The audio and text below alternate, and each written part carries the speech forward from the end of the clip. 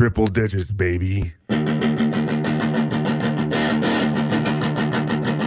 Welcome to the Lineman Lounge, hosted by Mike and Evo, calling their shots and being outlandish.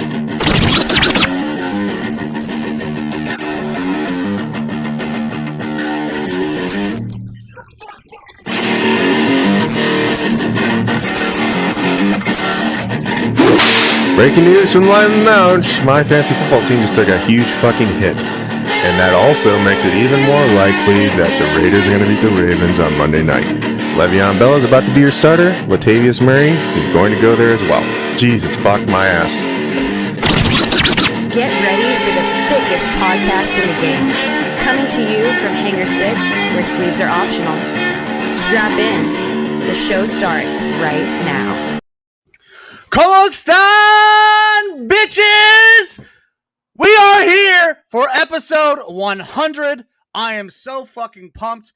It has been a long-ass time coming. I've had a long day, but we have finally made it to episode 100, and I am very excited to be here. Evo, how are you doing? Are you as pumped as I am? And why do you look so goddamn good right now? It's probably because I'm wearing this Vikings purple in this purpley room. I am super stoked to be here. I'm stoked that we're gonna have everyone popping in today throughout the show. I'm stoked that we got this new little background image going on for the show. Constantly working on upgrades. Triple digits, man. Made it here. 100 episodes. I believe it's normally like, your first stream is always the hardest, and then getting to 100 is hard. Getting hundreds of followers hard, and it's just we're gonna keep on keeping on, keep on rolling forward and trying to grow the stream, grow the brand. And I'm real happy to be here with you, Mike, on this Saturday evening. Yeah, man. It has been a pleasure. I am very grateful for you and all the work that you put in and how you help me grow the show and the brand. I cannot thank you enough for all the things that you have done. Thank you, Faith. Shout out. Love you, Faith. It's been a long time coming. Now don't get me wrong. 100 is a big deal. I think we got at least another 100 left in us. But we're off to a good fucking start. Things have not ever been better, probably going for me, in quite some time. It's a little dark in here. I'll add a little bit of light. All right. Mood lighting. Yeah. Things are fucking awesome. This show has really, I feel like, improved along the way. Made the huge move out to Ohio, have continued to grow the brand. We've had some great friends call in, support the show. I expect that we will hear some of those gentlemen on the call today. One cool little thing, but also kind of crappy little thing about our new background. It looks pretty goddamn sweet. I like the Lineman Lounge. It's got the little neon glow. We got our respective cities. However, when we pop up some banners, this not gonna work. So what we're gonna do is we're gonna be running a lot of tickers, guys. So all the information that you are gonna need, or what the hell we're talking about, is gonna run on tickers, because I took a long fucking time figuring out exactly how far to place those cities, the cityscapes away, so we can still see that stuff. Can you still hear me? I can still hear you, buddy. All right, sweet. It wouldn't be episode 100 if we didn't have. Yeah, there's gonna be some fucking technical difficulties issues. for sure. Yeah, Mama Carlisle, thank you. As with any upgrades, there can be little technical glitches here and there. We're gonna figure them out for you. We absolutely are, and we have got a pretty badass show today. So we're gonna have a couple of guests on. We are gonna have Jacob Roach join us. We are also going to have Jared Fatty Bates join us as well. One has been on the show, one has not. But we got that going. The phone lines are open. The phone is connected. I made sure that I'm ready to go for anybody who wants to call in. You guys should see that phone number in the ticker, getting ready to come up. 520-338-9771. And then we're just going to have a good day. I had a good day already so far. Had a game call on ESPN Plus for the Cleveland State women's game. I'm really glad that I was doing that and not watching Ohio State get their asses beat by Michigan. That kind of fucking sucked.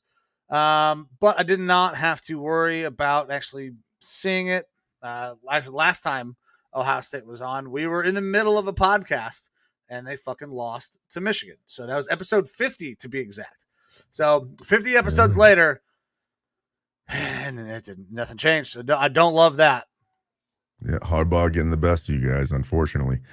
2-3. Now, how far do you think this ends up dropping Ohio State?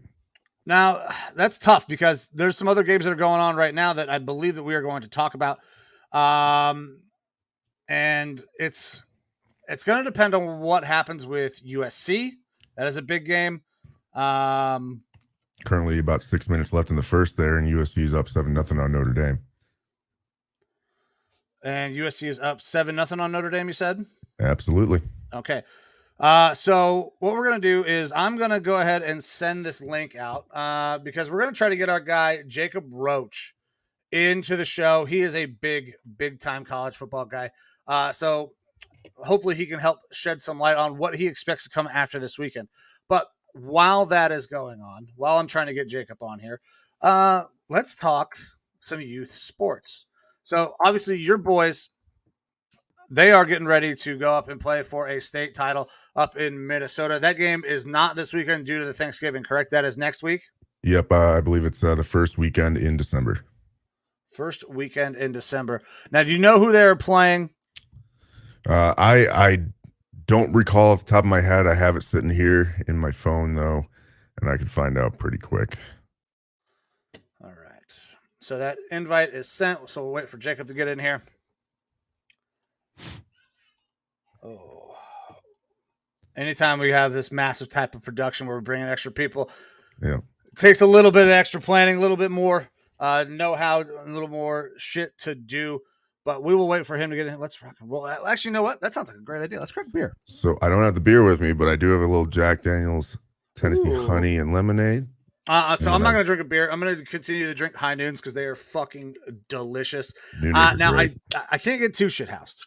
I do have a big day tomorrow. I have to go and work the Browns game where they take on the Buccaneers, sell 50-50 raffle tickets. So I can't get housed. I only got 8 beers for however long the show is.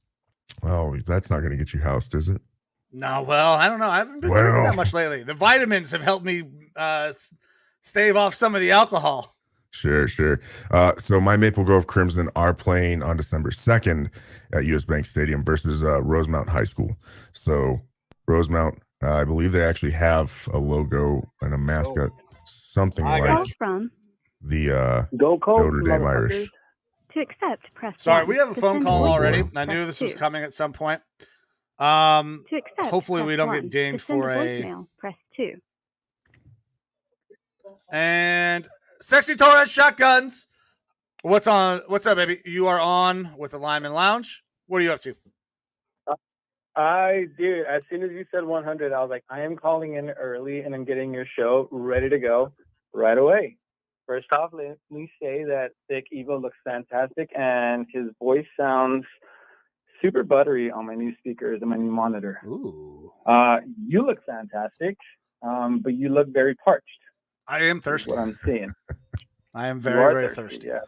I tend to always get that way on the show. So let me help you out with that. I just cracked this one. Are you good if I just go with this one here? Or do you want me to bust open a new one?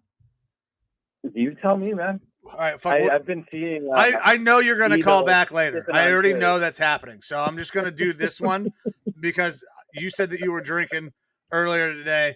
I imagine that that's not going to stop and you will probably continue to drink. So I would expect to have to do more than one of these. Yes. All right. Very well. Very susceptible. I'm ready to go. Do you want to count us down? I'll count you down. I'll let you count it down. That way there's no latency from my video or anything like that. You can't say that I cheated and I beat your ass like I always do. Okay. All right. On the count of 3. 1, 2, 3.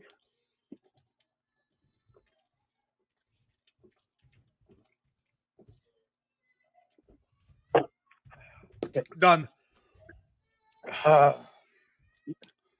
You lost by like a second. like half a I second. heard the can hit. I heard it. I lost. I don't love that, but you know what? The show will go on. I have a feeling All I right, will. man. Well, yes, you're going As to get is another tradition. call later on. So I just wanted to start you off well. Thank you for having me on the 100. It's been fun, dude. Every single week listening to you guys and you guys listening to me and my amateur talking, I guess, about the Colts and how crappy they are and how crappy they will continue to be. So Hey, expect another maybe you call want to whenever call you guys back can in. talk about NFL and the Colts. Maybe you tell him to call back in Congratulations on later. 100, man. He can't hear Awesome. you. Hey, so when we get to the Colts, feel free to call Yeah. back in. I'll be ready to kick your ass in another drinking competition. But there's going to be, I think we're going to have some things to say about the Colts and what they are and are not trying to do with the rest of their season. Be nice. No promises there. But all right, man. Appreciate you. Love you. And we'll probably talk to you after a little bit. Love you. Go, go. All right. That was Torres, our guy. I got to make sure that my fucking ringer is off and it does not do that again. Yeah, I don't know if it'd be anybody good. else heard it come through.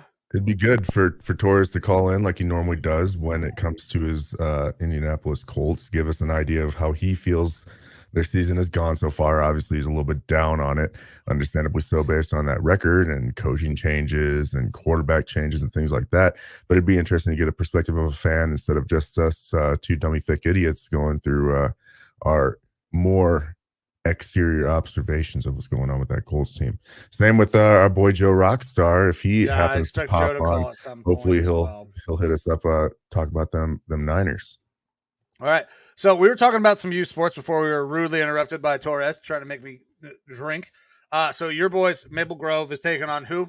Rosemount High School. And like I said, I don't know their mascot or anything, but I do know in the promotional pictures and stuff that I've seen, it looks like they have something like a Notre Dame Irish type of logo to them. So Shamrocks or something like that. Okay. So got it. All right. That's coming up soon. Now, so we do have some youth sports going on here. Now, nothing has happened yet, but Graydon is about I want to say 2 weeks away from his very first wrestling tournament. I'm excited to see how he does. Did you ever wrestle, Evo? Yeah, kind of. So I definitely We're not talking enjoy. about naked wrestling with your lady. That's way too early for that. Yeah.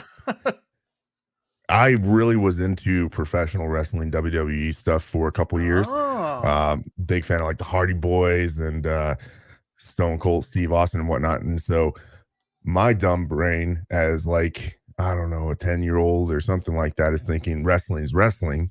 Right. You know, when wrestling and wrestling are two different things. So I got my parents to sign me up for wrestling.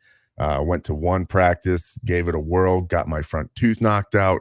And I was like, I don't need this. I saw a bunch of dudes running around in leotards, and I was like, not my cup of tea. So I was like, if I'm not going off the top ropes, I don't need to be doing this. So I did not. I understand though that if I had gotten into it younger, and because I went in and was at this first practice with people who have been doing it for years, and I was the only person with no experience, and coming into it without any idea of what I literally was going to be doing. And ends up knocking my front tooth out. But if I had been there, from the beginning, I think I would have really liked it. And I know that it's a big time benefit, especially for playing football. Yeah, so absolutely is. And that's one of the reasons that we decided to get Graydon involved with wrestling, is because it is going to be a massive help to him. Now, do I think wrestling is great for everybody who plays football? Oh, hey, there he is right there, talking about the man right now. I don't know that wrestling is going to be great if you're a receiver. Maybe a little bit different twitch muscles. But as a lineman, I feel like wrestling might be one of the best things that you could do to improve your skills overall. Hand placement, understanding body control, understanding how to manipulate somebody else's body to get them to go where the fuck you want them. He has absolutely no experience, but he's performed pretty well in practice. There's a couple kids that kick his ass. The first time we go to a wrestling meet and he wrestles somebody his size, he's probably going to get his ass kicked. but I think it's going to be good for him. Like wrestling is one of those sports where if you have some struggles with taking responsibility, right, for what you do, that it's somebody else's fault, wrestling will fix that real fucking quick. There is nobody else out there to take blame for anything that happens but you. If you lose, that shit is on you. And I think that's a pretty valuable lesson for basically any athlete, especially young athletes, is we have to take ownership of the things that we're doing, be responsible, and go out there and hopefully perform at a high level. So we will see. We are a couple weeks away from that, and I have not gotten anything back from Jacob yet. So what we'll do is we'll go ahead and we'll move on, and we'll start talking about a little bit of baseball before we dive into football. So baseball season, this is the hot stove time. Obviously, everybody knows that the goddamn cheating ass Astros won the World Series. They look like they're probably getting everybody back. Verlander was voted comeback player of the year. Absolutely deserves it. Was dominant. He'll probably win the Cy Young, or I think he actually did win the Cy Young. He's fantastic. He'll probably go back, but I hope the Astros don't get too many additional guys, because there's a lot of guys on the market who are going to be looking for homes. Jacob deGrom being one of them. He is probably the prized free agent in baseball right now. The guy is absolutely dominant when you get him on the mound. I don't know that we have seen somebody this dominant every time he steps on the bump in quite some time. Other free agents, I mean, obviously the big one, Aaron Judge, still have no idea where he's going, but another name, outfielder, who is going to miss a lot of time probably, Bryce Harper, out. Tommy John surgery. Tommy John, not great. I think a lot of football fans are starting to learn about the UCL and Tommy John because of what's going on with our boy Josh Allen up in Buffalo. Yeah, it's interesting that Josh Allen is able to continue with that. It sounds like it's not a full-on UCL tear for Josh Allen, but definitely some sort of a sprain. But you think about football, and it's a highly violent sport that does also involve throwing, obviously. And then you go to baseball, it is a lot of throwing. So, but not as much physical contact there. So it's interesting to see how the different sports can cause different injuries that have different lengths of time and rehabilitation. And obviously, if you go get that Tommy John surgery, it's going to take a little while to get back and be ready. Yeah, they're projecting Harper to be out for at least the first half of 2023. Yeah. And baseball is a long fucking season. Yeah. Oh. Yeah. What, 168 games? If I'm 162. correct? 62, excuse me. So, yeah, it's going to be interesting. I'm very excited for baseball to start kicking up a little bit more. Some other names that are on here, like I don't care. The Pirates signed somebody, but it is somebody I love. Carlos Santana, Indian guy. I don't think he's never played for the Guardians, but I love him. I'm sad that he's going to Pittsburgh. Yeah. Outside of that, I don't have too many other things to talk about when it comes to baseball. I mean, with baseball, the names that we're really going to be watching, you already brought up DeGrom and Judge. You got Trey Turner, Carlos Correa, Dansby, Swanson, and Xander Bogaerts as like the top shortstop type options. You've got Verlander possibly out there available again, Carlos Rodon, Brandon Nimmo, a couple of the big names. So there's definitely going to be a lot of movement, a lot of money shuffling around. I don't expect my Twins to do much because I never expect them to do very much. So I'm pessimistic in general, I believe, about how the offseason is going to go for my Twins. But we do have new uniforms, so there's that. Oh, cool. Yeah. Yeah, not much to get excited if I were a Twins fan, I would not be very, very excited right now. But all right, we'll hop off of baseball. You know what? We're going to dive into some college football. If Jacob gets in here, great. If not, if we miss college football with him, he can join us for some of the other conversations that we're having. So what we will do is we'll go in and we'll start talking about college football because today sucked. As an Ohio State fan, there is no other way than to say today was an abject failure to cement our chance to play for a national title.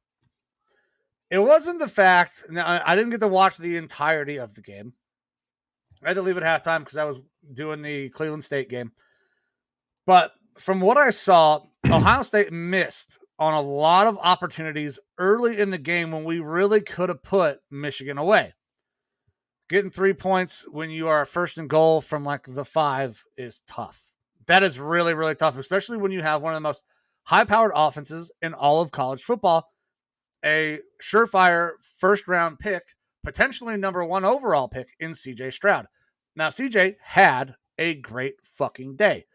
31 of 48, 349 yards, and 2 touchdowns, but we missed some chances.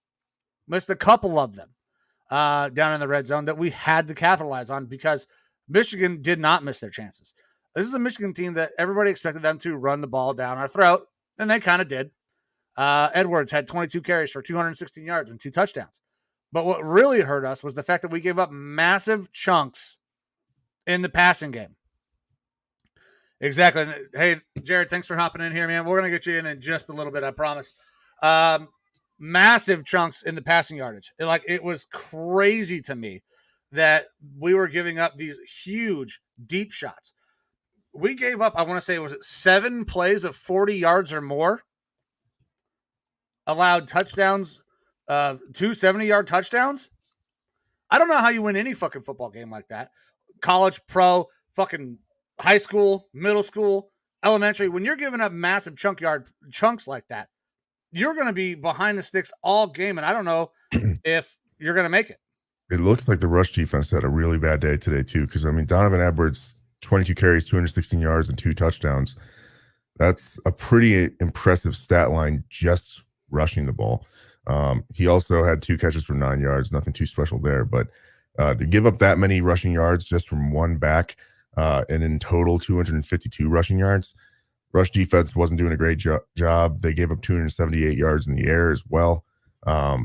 So, I mean, this is kind of what you would expect, hopefully, from a number 2 versus a number 3.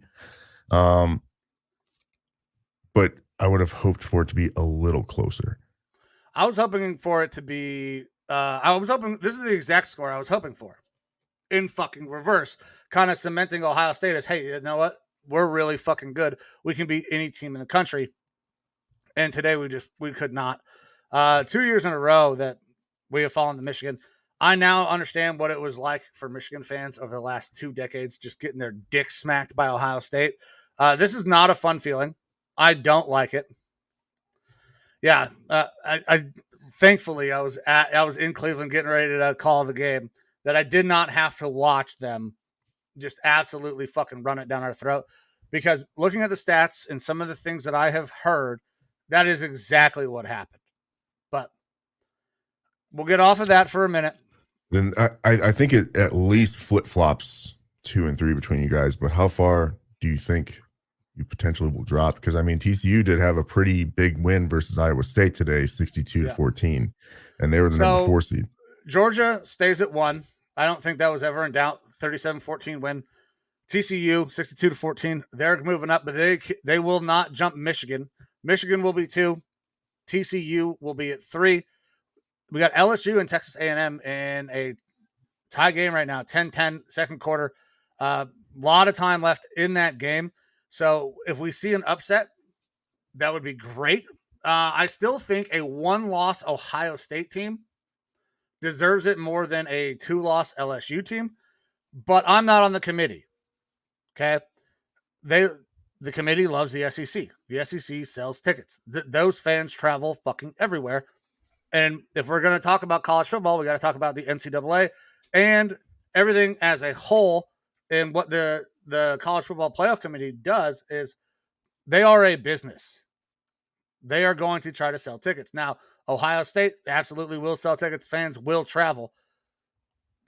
So I think that there's a chance that won't play as big of a factor. But we've seen the SEC get multiple teams into the playoffs on numerous occasions. LSU now down 16-10. Another massive game. Notre Dame and USC. A 1-loss USC team, it has the potential to probably bump Ohio State down. I don't know if the Pac-12 or whatever the fuck they're called now, because I don't know how many teams are in there anymore. if they have a playoff, if they have a championship game, or if there's just a regular season champion at this point. I feel like they might have one, but I do not remember. I don't follow Pac-12 football that much. Yeah. It's hard to watch. I live on the East Coast now. Those games start when I'm going to fucking bed. Right. Yeah, it's a pretty interesting shakeup, and I think that Ohio State does deserve a spot there. But I mean, talk about the worst time to lose, and probably like the worst team to lose to. Yeah. If you're expecting to get into that playoff, because we are only at the 4-team playoff, right? We haven't expanded yet. Yeah, they're not expanding this year. Potentially they expand next year, which Ohio State would definitely be in, but that's not the case this year. So the top 3 teams are locked up: TCU, Michigan, Georgia. Georgia's still got to get past the SEC championship game, but even if they lose that game, I don't think that they get bumped out of this thing. We still have Alabama creeping there at 7. Clemson's done. They're out. They lost to South Carolina today. That is a non-factor, non-issue. Oregon probably wasn't in the race now. But lost to Oregon State. Yeah, and an Penn Oregon State player beat. sucker punched an Oregon State player, leaving. Not a good look for them.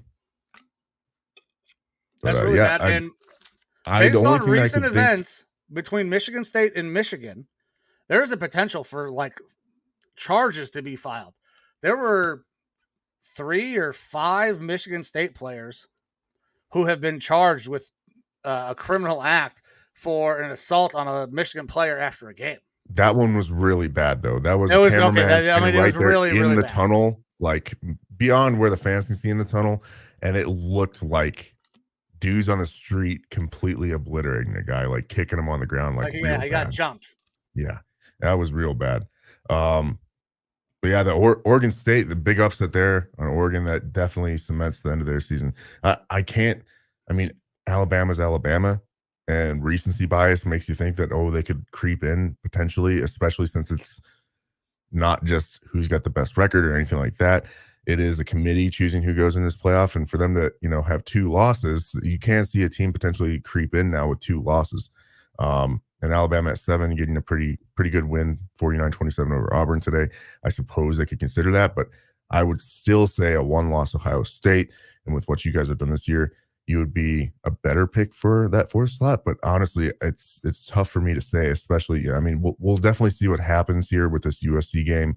If USC is able to start to, I mean, they're already up 10-0. If they're really able to put the throttle on, that's an option. And if Texas A&M is able to beat LSU, that probably takes them out of the running as well. Yeah, man, it's just not a great way to have the day go.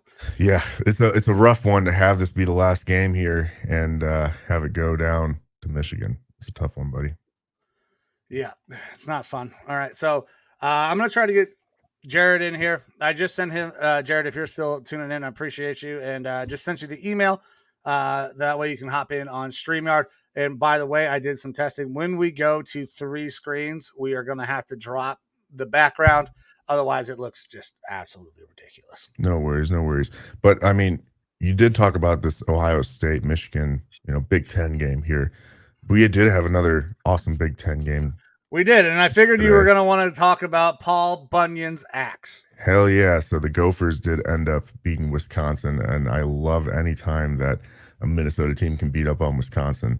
But we had the battle for Paul Bunyan's axe, an annual thing, and we're able to win 23-16. We're actually going with, and I'm not going to be able to pronounce this guy's name correctly. I believe this is his maybe 2nd game that he's played this year. Kalika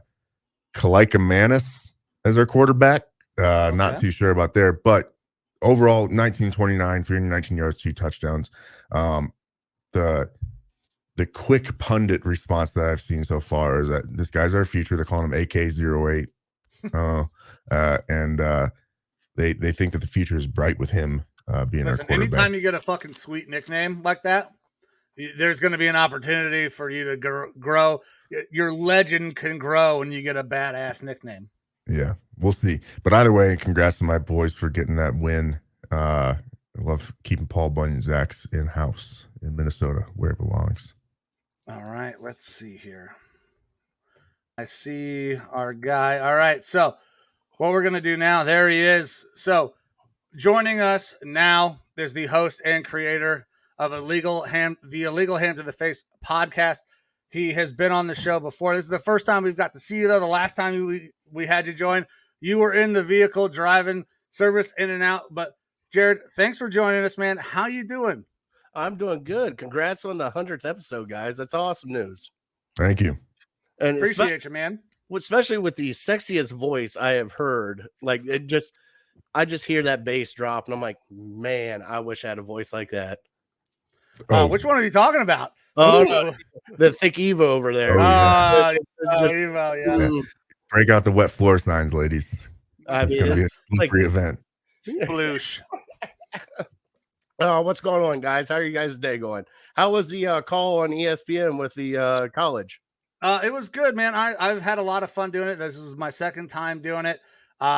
Continuing to grow as I do this. It's very different than what we get to do here. On there, I have to be a little bit more. I have to be more reserved. I'm not allowed to say fuck. Shit. Yeah, I can't. Yeah, you know, all that stuff. Yeah, Shit, piss, fuck, cunt, cocksucker, motherfucker, tit, swat, and turd. All the bad ones.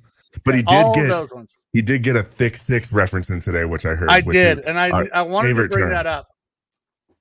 So the thick six, but when you're talking about women's basketball players, you got to be a little bit careful. Yeah, you can't do that. No, it was great. My our play-by-play guy, Ed Doherty, he is fantastic. He kind of made the reference to the center for Cleveland State taking the ball all the way down the court trying to drive. It's like, it kind of reminds me of watching a lineman go into the end zone. I was like, he's like an offensive tackle or whatever, catching the pass. I love me a thick six, because that's what I call big man touchdowns. It's not a big man touchdown. It is the thick six. And I was able to squeeze that in somehow. I didn't ever expect that I would be able to say that on ESPN. I could feel the excitement in your voice was tangible when you got to spit that out. I could just imagine him on the sidelines like, I'm finally getting to say it. I can say it now. Nobody can say anything. I immediately shot him the text. I was like, thick six. Here we go. Love it. So it was good, man. It's been great. I'm getting to do some more. And actually next week, Friday, I'm going to be doing another call. Ed will not be joining me. He is going to be going and enjoying some high school football. He is a St. Ed's guy, and St. Ed's is moving on to the state championship game, or maybe it's the game before the state championship game. I'm not sure where they're at this point. There are so many goddamn divisions here in Ohio when it comes to football, but St. Ed's is still rolling. He is a big St. Ed's guy. So I'm actually going to have the opportunity next week to do color commentary with Al Pawlowski doing the play-by-play. Oh, that'd be awesome. You get a little Al Pal with you? I get a little Al Pal with me. I mean, no, don't get me wrong. Ed is fantastic. I love Ed. But I'm excited. Ed Pawlowski's a guy I get to see on TV. Fucking 6-time Emmy Award winner. He is a fucking pro in this game, and I'm very excited to have an opportunity to do that with him. But yeah, it's been great so far. So how was your day, man? I know everybody here in Ohio, for the most part, is kind of down in the dumps based on what happened with Ohio State and Michigan today. If you can't see the banner behind me, the reason why we have the Ohio State Michigan is I am 100% Ohio State fan. Big Bry's a Michigan fan. And I got to hear it all. Fucking kick him off the show. Get him out. I can't. We owned him for years, and I'm watching this game.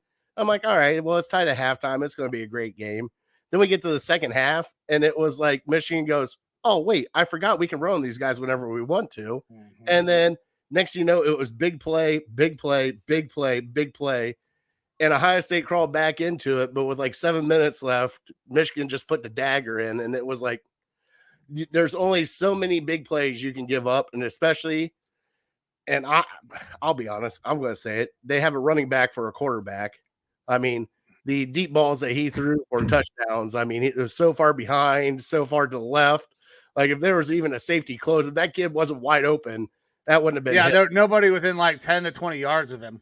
But, I mean, watching those guys, I mean, kudos to them, hats off to them, because they wanted it in the second half, and it looked like Ohio State came out, and they wanted it for about 3/4 of the third quarter, and then they just kind of said, well, you guys are doing what you guys are doing. We're just going to take a step back now, and that's kind of on Ryan Day right now. And I know Ryan Day has only lost 5 games in Ohio State history and all that stuff, but it always matters with the one up north. And Yeah, so and that's the big thing. Like you talked about it, five losses in his tenure as coach, and which has been what, almost 5 years now. mhm. Might be his 5th year this year. That's a great record. You can't drop a guy like a Ryan Day, but at the same time, when you lose that game against Michigan, that starts people having a conversation like maybe Ryan Day is not our guy. I have said it multiple times. We can go fucking 1-11 as long as the one is Michigan. That has been our fan base ever since. Because, I mean, we went through the years with Cooper. And, you know, all those years with Cooper, we had great Ohio State teams, but Michigan just had our number. But for the past 22 years, we've had Michigan's number. And it hasn't been like a little bit of a number. We have owned the state of Michigan. Yeah, we 18 of that out of the last 20 years, I want to say, or some fucking crazy number like that. And we had, you know, Tressel, Urban Meyer, finger popping assholes and winning titles. Fickle for a little bit in there. Fickle was one season. I feel bad for Fickle in that season. Yeah, Fickle got a tough break there. He was, you know, reduced scholarships like that. And I love Coach Fickle. He coached the defense for a long time, then was kind of thrust into that head coaching role, which has made him very good. He's done a great job down at Cincinnati. But like, we have been on such a roll, and to lose and drop this game, it's tough. It was very, very tough. Go ahead. It reminded me. So, and I did an analogy today with a couple of my friends. It reminded me of watching a Browns game. It really did, because no, the only reason it's all right. Well, the only reason I say it, because I'm a Browns fan too.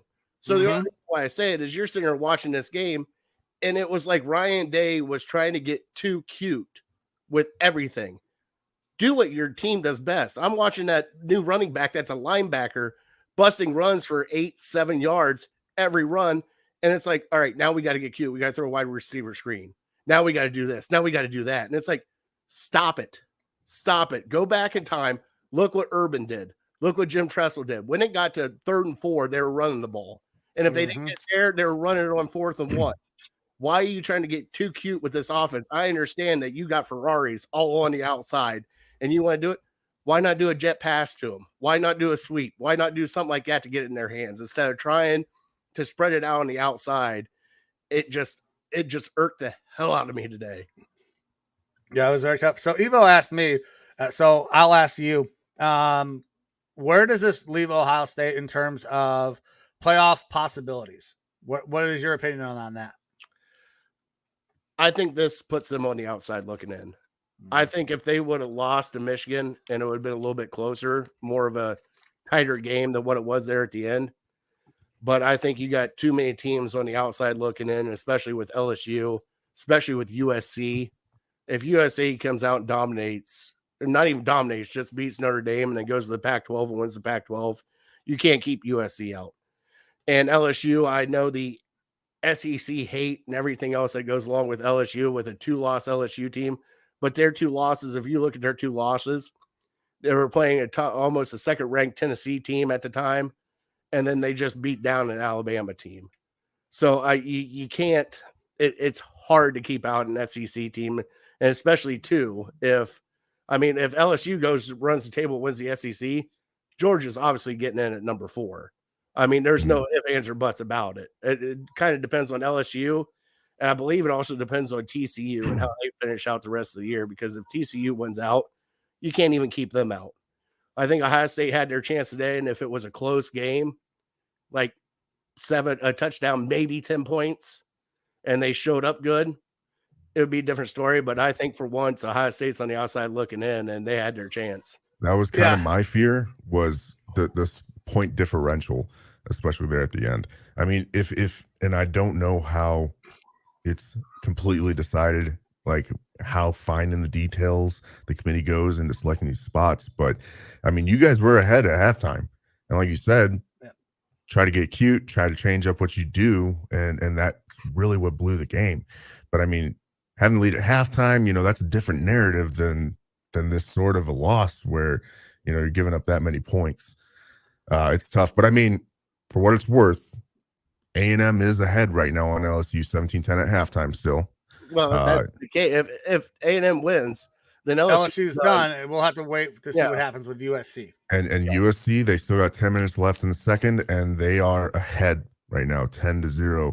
So not anything that can't be overcome against Notre Dame. At that point in time, the chaos would be at that point in time, and I even said it on our show because I thought finally for once we got Alabama the hell out of the college football playoffs for once.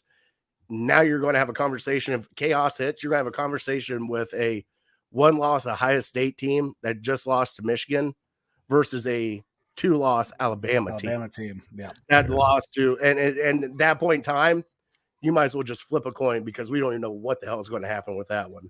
Especially with the committee making that decision, that's going to be very tough. Like Alabama's losses, the loss to Tennessee is not a bad loss. No, that's a good Tennessee team who is not going to look like a great Tennessee team for the rest of the season because they lost Hendon Hooker, but they're going to always be in the conversation because they're fucking Alabama. That's just part of it. I mean, Tennessee did get themselves a win, I believe, last week, and they got Milton out there who's doing pretty well so far for them. They're up 21-0 against a Vanderbilt team who's not that great. It's Vandy. And the other games, granted it was the first of the game, but Ohio State beat Notre Dame. It was a great game. Don't get me wrong, especially for first game out of the gates. I mean, everybody's going to have rust, everything. That's just a barely win. And also the Northwestern game where Ohio State just barely, they didn't look right. There was no passing involved, but they won. Granted, it was an elements game, but they won. But that doesn't look good to the committee because the committee is not even going to look at that. They're going to be like, wow, he really only threw for 47 yards. Like what? Okay. It's all up to the committee, and that's where we're at now. But the good thing is, though, guys, is we're about to have an extended playoff. Thank God. I've been away. Time, you can just go, all right, conference champions, you're in, and then we'll have a bubble on the outside. I say you get 5 conference champions, the best of the non-Power 5, highest ranked non-Power 5 team, and then give me the 6 next highest ranked teams. I mean, you look at how many playoff teams there are in the NFL. I'd like to see it expand way beyond 8, personally, because you got so many more college teams, and it gives you that dark horse type of thing that feeling that you get from March Madness. I think that you could try to tap into that a lot more in college football. Well, and the FCS has been doing it for years, and they do it incredibly well. You all right? Just follow something. Give me 1 second. Okay. I was like, is my take that bad? He's about to fucking hurl. I would say okay, there we go. Took himself off real quick. I would say if he's the first person to throw up on the show, I would be so surprised and I would laugh. I thought for sure either you or Dave was going to throw up during the 50 Nugget Challenge on episode 50. And with the amount of times that we've drank copious amounts of alcohol on the show, maybe there was one time that one of us was going to do it, but yeah, I was good to go in that 50 Nugget episode. Dave powered through a couple minutes ahead of me, but he despite him saying he was okay, talking to him after, he was like, it was pretty close there. It was real. I was in the shade. He was baking out there in the heat, but let's see if we can bring Fag back in here. There he is. Sorry, guys. No, you're good, brother. The Twisted Tea went down the wrong pipe. Gotcha. It happens. It will happen. Twisted Tea. Never did. I was never a tea fan. I still fucking cannot stand tea. So I like tea. I just don't like Twisted Tea. I had to have another one and give it another try after that viral video where the guy smacked the shit out of the dude with the can. Oh yeah. Still not a fan. Video. All right. So college football is gonna be wild over the next 2 weeks. I want to say next week there shouldn't be really any games. We're gonna have the big game. I know who Evo and I are both gonna be rooting for. Army Navy game. It's always that last regular season game of the season. Go Army, beat Navy. Because fuck the Navy. We were both in the Army, so that's definitely where our loyalties lie. Still toughing it out on the struggle bus. It's all good. Mm-hmm. But yeah, go Army for sure. So I got nothing else in terms of college football that I want to get into. Evo, you got anything else college football wise that you wanted to talk about? I know we got to talk about your boys up there in Minnesota, Paul Bunyan's Axe. Anything else for you? No, man, I'm just happy that we got that win today on a season that started off really well, had some tumbles here towards the end, but it's good progress from a team that I was never really expecting to make it high in top 25, even if breaking in there. So I'm glad to see some fight out of them there. We'll see what happens with the rest of the Big Ten, because obviously you got some heavy hitters in there between you and Michigan. So. All right. Well, only one of those two teams is going to the Big Ten championship, and it's not fucking Ohio State. All righty. So that's well, fine. Fatty, you got yourself muted still. I don't know if you've got anything else you want to. Oh, shit. I'm sorry. No, you're good, brother. You got anything else college football wise that you saw today that you think good storyline to talk about? Not really. I just watched the Ohio State game. My Saturday after Thanksgiving is this, and then I played football with my kids. So that's kind of all I did today. Very nice. Very nice. How many kids you got? I got twins. I got twin 9-year-old boys. Jealous. I have two little girls that I was hoping they were going to be twin boys. They are not. But I also have my son, Graydon, 10 years old. So, all right, we'll bounce off of college football and we'll take it over to the NFL. So, Jared, I don't know if you've seen our show too many times, but Evo and I, we always go through and we do a bunch of picks. Before we go in, we start diving into our picks. We'll talk about some storylines. We'll get a couple takes from you, and then we will say thank you very much for coming in and joining us. And then we'll make our picks, but I will get your take on the Browns before you take off because I know you are a big-time Browns fan as well, all right? Unfortunately, I got this weekend, I got to watch Tom Brady come in here. Yeah. With, wonderful golden M on his chest, even though he never started a game for Michigan. Yeah, I know. Pussy. Tom. All right, let's get into it. All right. So, in terms of interesting news, we're going to start with the interesting news. Kyler Murray is back at practice. Kyler Murray apparently looks sharp. Kyler Murray apparently looks sharp at practice. I don't know that I believe that because I think this is a narrative that we have to spin if we are the Cardinals, especially their front office. Based on the way things have gone all throughout the year, Kyler has not looked good at any point, really. And the contract situation was an absolute fiasco. Evo, are you buying the fact that Kyler looks good and he's going to be ready to go and they're going to turn this fucking thing around? Turn it around, no. Is Kyler probably a better quarterback than McCoy? Sure. Is he a better quarterback on this team in the system? I'm not convinced. I honestly think we've talked about it a lot. Cliff Kingsbury, that he's got to go. Got to go. And it's kind of, when is it going to happen? And it might take until the end of the year for them to really start to see dips in ticket sales and concession sales and things like that for them to be like, all right, everyone's out on this team, because they're in the outside looking in right now to get into the playoffs. And after getting that ass whooping down in Mexico City, it's to me feels like it's only going downhill from here. We've seen the little bits of back and forth on the sideline as well. Kyler, I think, can be an okay quarterback in this league in the right system. And I honestly don't know exactly what the right system would be for him. Maybe it's more of something like what they're running West up Coast. in Philly with Jalen Hurts or something like that, that does allow him to use his legs a little bit more. Because I'll tell you this, Kyler on clean pockets doesn't look as good as Kyler does when he's scrambling and making those, fun backyard style plays happen. So it's tough to frame a system around that, but I just think that this air raid Cliff Kingsbury system is not the answer up there. And it's a question that I've actually have for when we go through the Cardinals game in general is, should they consider not playing him? Because I personally think they've been getting more out of McCoy. Okay. Jared, what do you got? I never liked Kyler Murray at all coming out in the draft. Granted, you have being a Browns fan, you had your 6-foot quarterbacks, but when you have your 5'6" quarterbacks, there's a lot of questions, and everybody can say whatever height he is. Everybody inflates that. I mean, on an NBA team, I'm 6'2". I mean, that's how it works. I get that. I think he could throw the ball, but like you said, when he gets in his pocket, he can't see his lanes. The only way you can get him is on the outside roller, moving the pocket for him a little bit so he can actually see where he's throwing it. Now, granted, as a complete passer, boy's got some arm talent. I'm not saying he doesn't. He really does.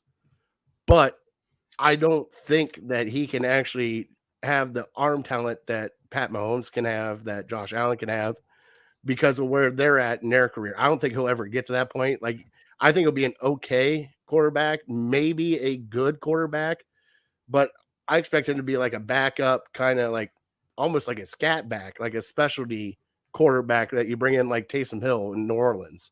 It's tough to say that too. Like I feel the exact same way, but it's tough to say that because the guy does have immense arm talent.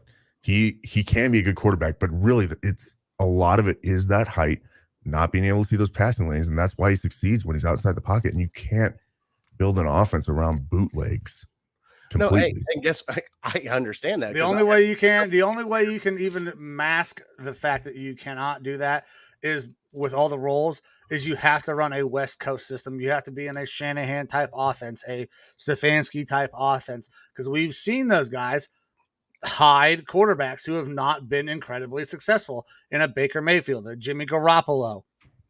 We've seen that across the league. Those kinds of guys, they can be really good, and especially with Kyler's ability to use his legs, he's got to be in a West Coast system. Drop back 5-7 step drops in an air raid offense is not going to work. No, and the thing is, if you want to look at Clinsbury's offense, I mean, just look at Pat Mahomes. The gunslinger that he was, especially in college, a lot of people didn't realize what he was in college because he played for Texas Tech.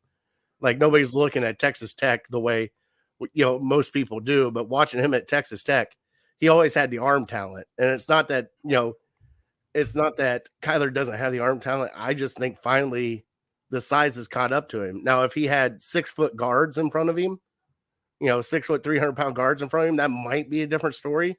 But when all NFL offensive linemen are 6'8", 6'6", 6'3", 6'6", Yeah, 6'3" and above is basically what you got to be if you're going to stick. And at the end of the day, too, your D linemen are also fucking fridges. So you're eliminating a little bit if you go with an all short offensive line group, but you ain't eliminating that defensive line, and they're taught and trained pretty well to get them hands up. And especially he should know from the guy that's on his team. I mean, that's the other thing. JJ Watt should be pulling him aside, being like, dude, people are going to get their hands up. You're going to figure something out. He's got to pick him up 2 feet to get to his level. Yeah. How about this, Connor? When we do the fake draw, I need you to put him piggyback on your shoulders. Yeah. So you can see the field. There you go. That would be an interesting sight to see. But all right, we'll get off the Barry and the Cardinals for now. Evo and I will probably come back to that a little bit later. But other news, the Bills, a team that Evo and I both have selected to go to the Super Bowl when we did our preseason picks. They're going to be without one of their best defensive playmakers in Von Miller, but for an indefinite amount of time. There is no ACL tear there, but they do not know when he will be back. There is going to be probably a lengthy recovery. I would be surprised if they do not shelf him and put him on IR for 4 weeks, just so they can bring in somebody else to fill that spot until Vaughn is ready to come back and contribute again to that defense. Eva, what you got? Yeah, I actually watched the injury happen last week. It didn't look great. I think they have enough pass rushers on that team that they can shelve him for the 4 weeks and be okay, if not longer. He's an older guy. Like, you got to give him time to recover and everything. So keep him shelved. You probably you should be a playoff team unless you give up a couple more losses like you had in the past several weeks. You're going to be in the playoffs. You're going to be able to make a run at this thing in the Super Bowl. You might as well get arguably your best pass rusher healthy and ready for those playoffs. I think the real kind of question that comes out of this is a narrative that's been going on for a while and is picking up even more and more steam is artificial turf versus natural grass. That gets talked about a lot now. I only played on turf a couple times in high school, and I enjoyed it because it was under the big lights. It was more of like the allure of playing on artificial turf that's really cool and under the big lights and everything. From an injury perspective, I completely give it the players are saying, though, how grass gives way and allows those body parts to slide differently and not get caught on that artificial turf. I don't know that it's feasible everywhere, up in Minnesota when you got a dome or any of these dome places other than like in Arizona that rolls the field out every day to get some sunlight. Can you really have indoor natural grass? I mean, we can get Matt Damon. He grew fucking potatoes on Mars. Other than that, I don't know that there's a way that we can get rid of artificial turf in all of these places, like these cold weather places. I'm not sure it's possible. You would need retractable roofs, and even to make things different like that's the thing. That's where the NFL would have to go with that.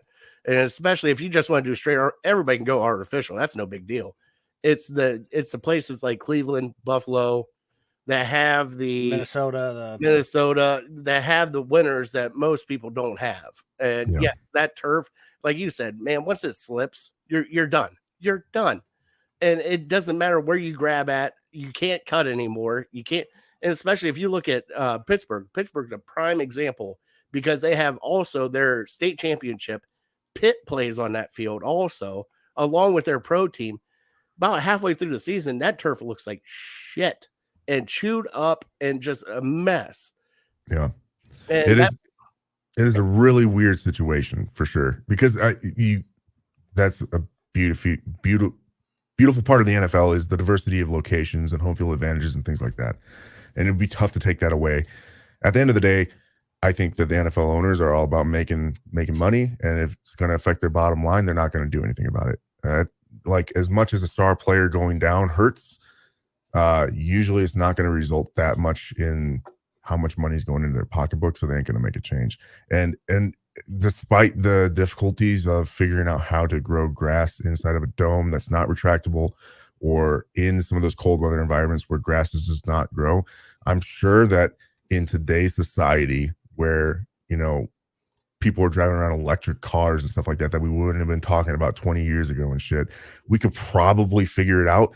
But the amount of capital that the owners would have to put forward in order to do this. Yeah, you're talking about renovation of so many stadiums. It took years and years of lawsuits and litigation for them to give any credence towards head injuries. Yeah. They ain't going to pay attention.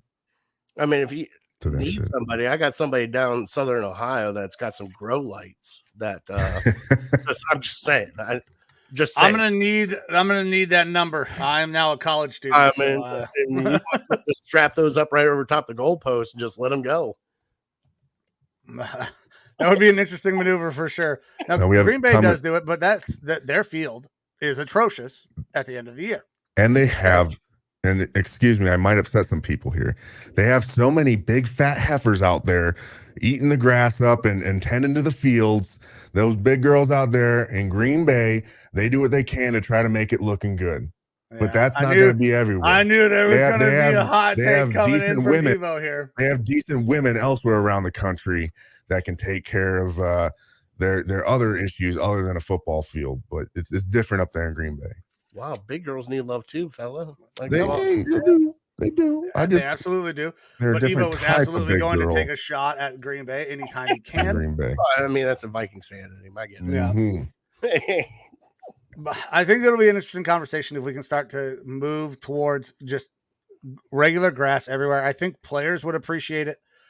Some of the conditions are going to be tough to play in late in season, but players are okay with dealing with tough conditions and not so much with they'd rather deal with the tougher conditions, possibly slipping, rather than getting caught on turf and getting injured and then affecting their bottom dollar. Hey, Carol is not a big girl. She is a beautiful woman.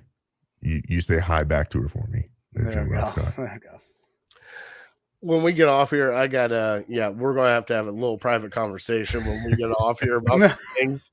Because I got a kid at work, and I'll explain later that I've been messing with for a while. He's only 22, but he's like a beanpole.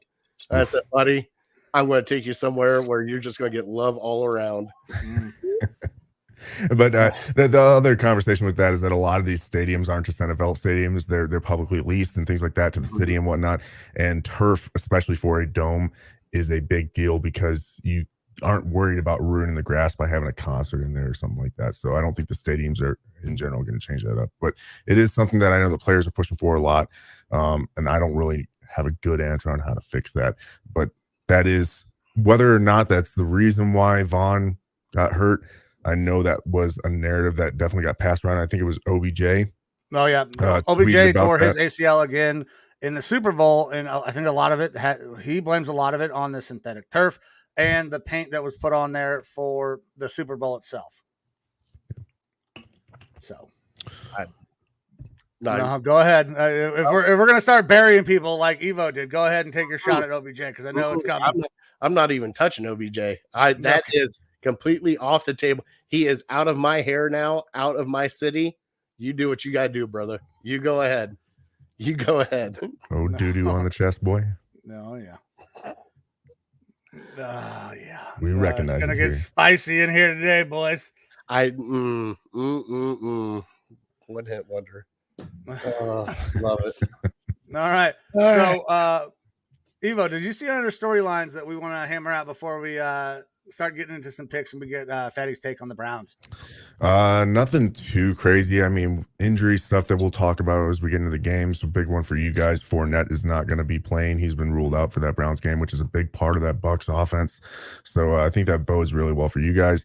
Jamar Chase still not expected to play versus the Titans, even though he has been practicing in some limited capacity this week. Justin Fields, is he going to be playing it or not? You know, day to day listed as questionable.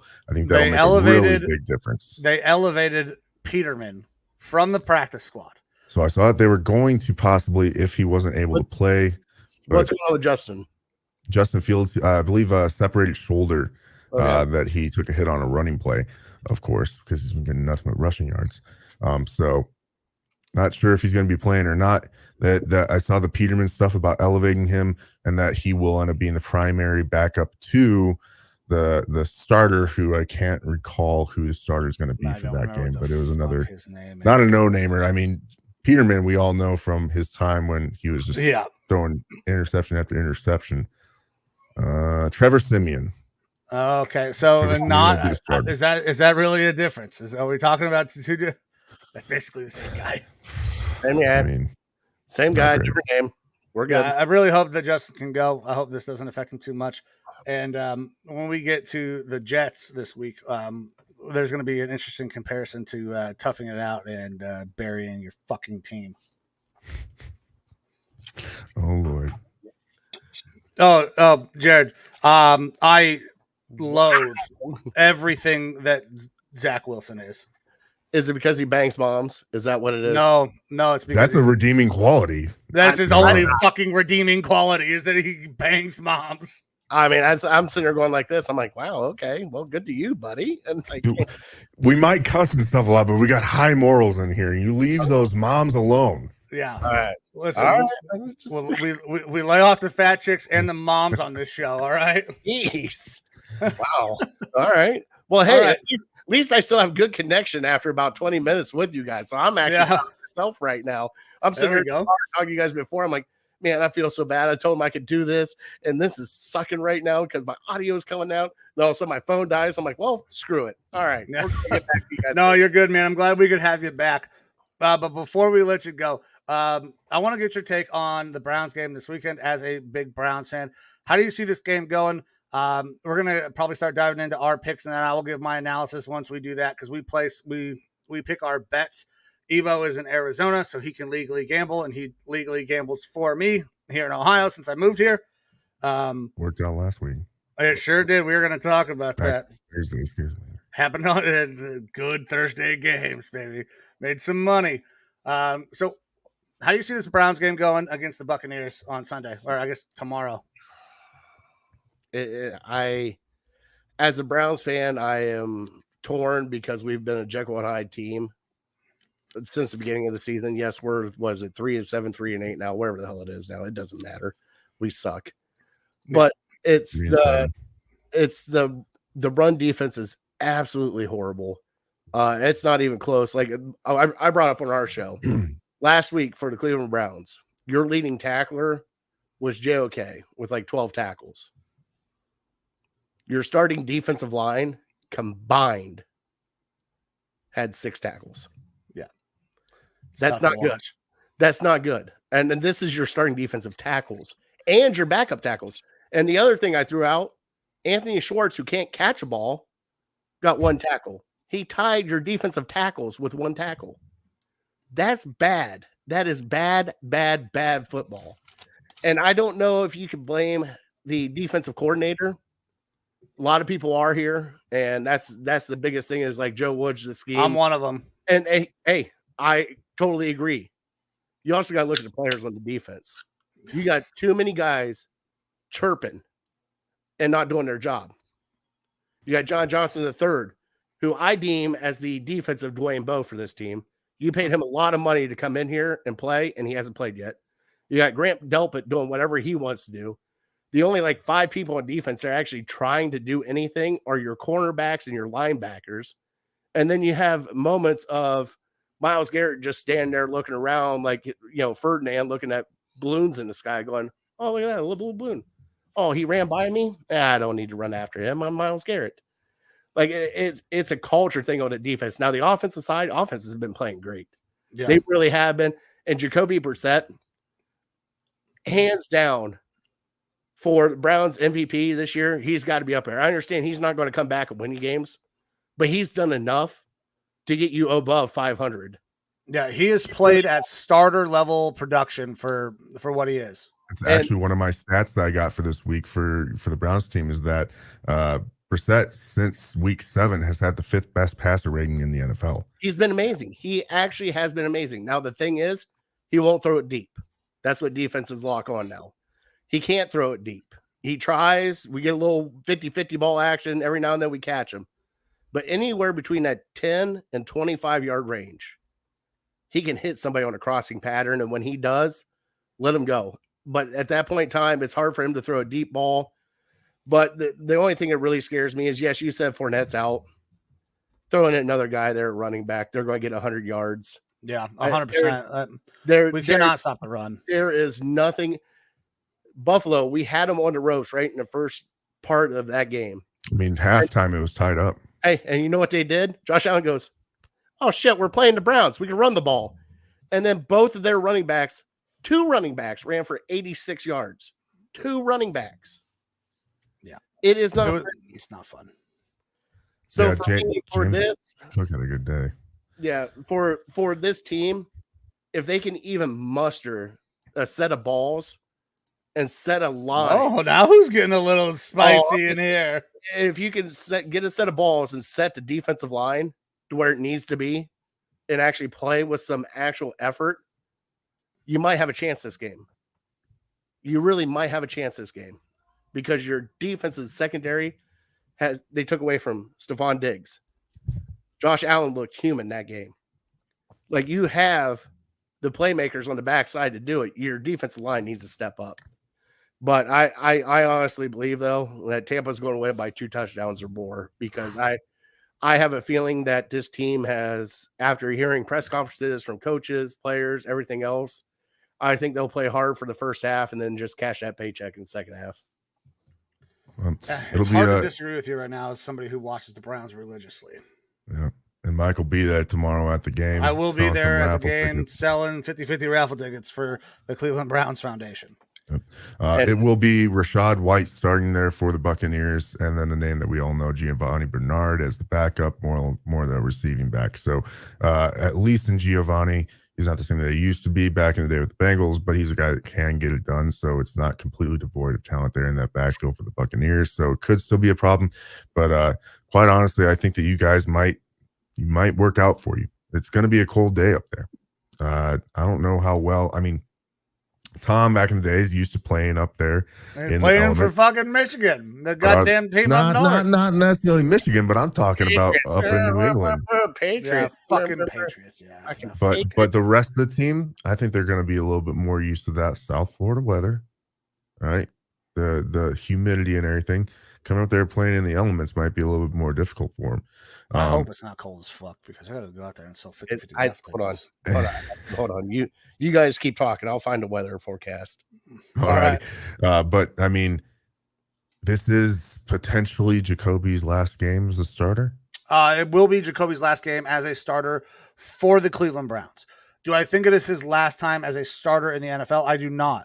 He has had a really good resurgent year. He has proved that he can play at least at bottom tier starter level. We saw some of this from Jacoby at his beginning of his tenure with the Colts, that he looked really good, like really fucking good. Like Jacoby was going to be a dude. Then he goes down with the injury. Jacoby's having a kind of a resurgence. He definitely hangs around the league for a very long time.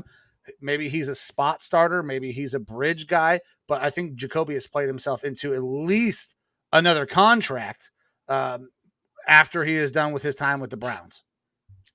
All right, Fatty, did you pull up that weather? Because I'm looking at it right now. I pulled up the weather. Now, granted, it's not going to be cold.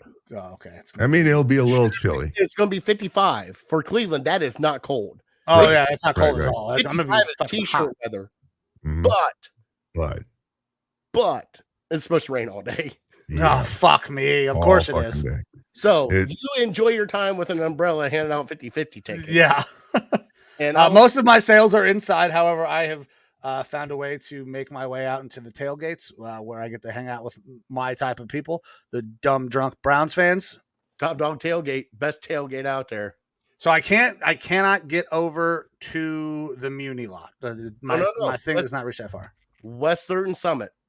Okay. Or West Third and Summit. They got chorizo, nachos going on. Oh, dude, they put on. I was a judge. I was a guest judge for the mac and cheese contest. I just went 6 to here we midnight when you go. brought that up. Ooh. That sounds delicious. Dude. Hey, we got a couple of thick boys on this show. We love food.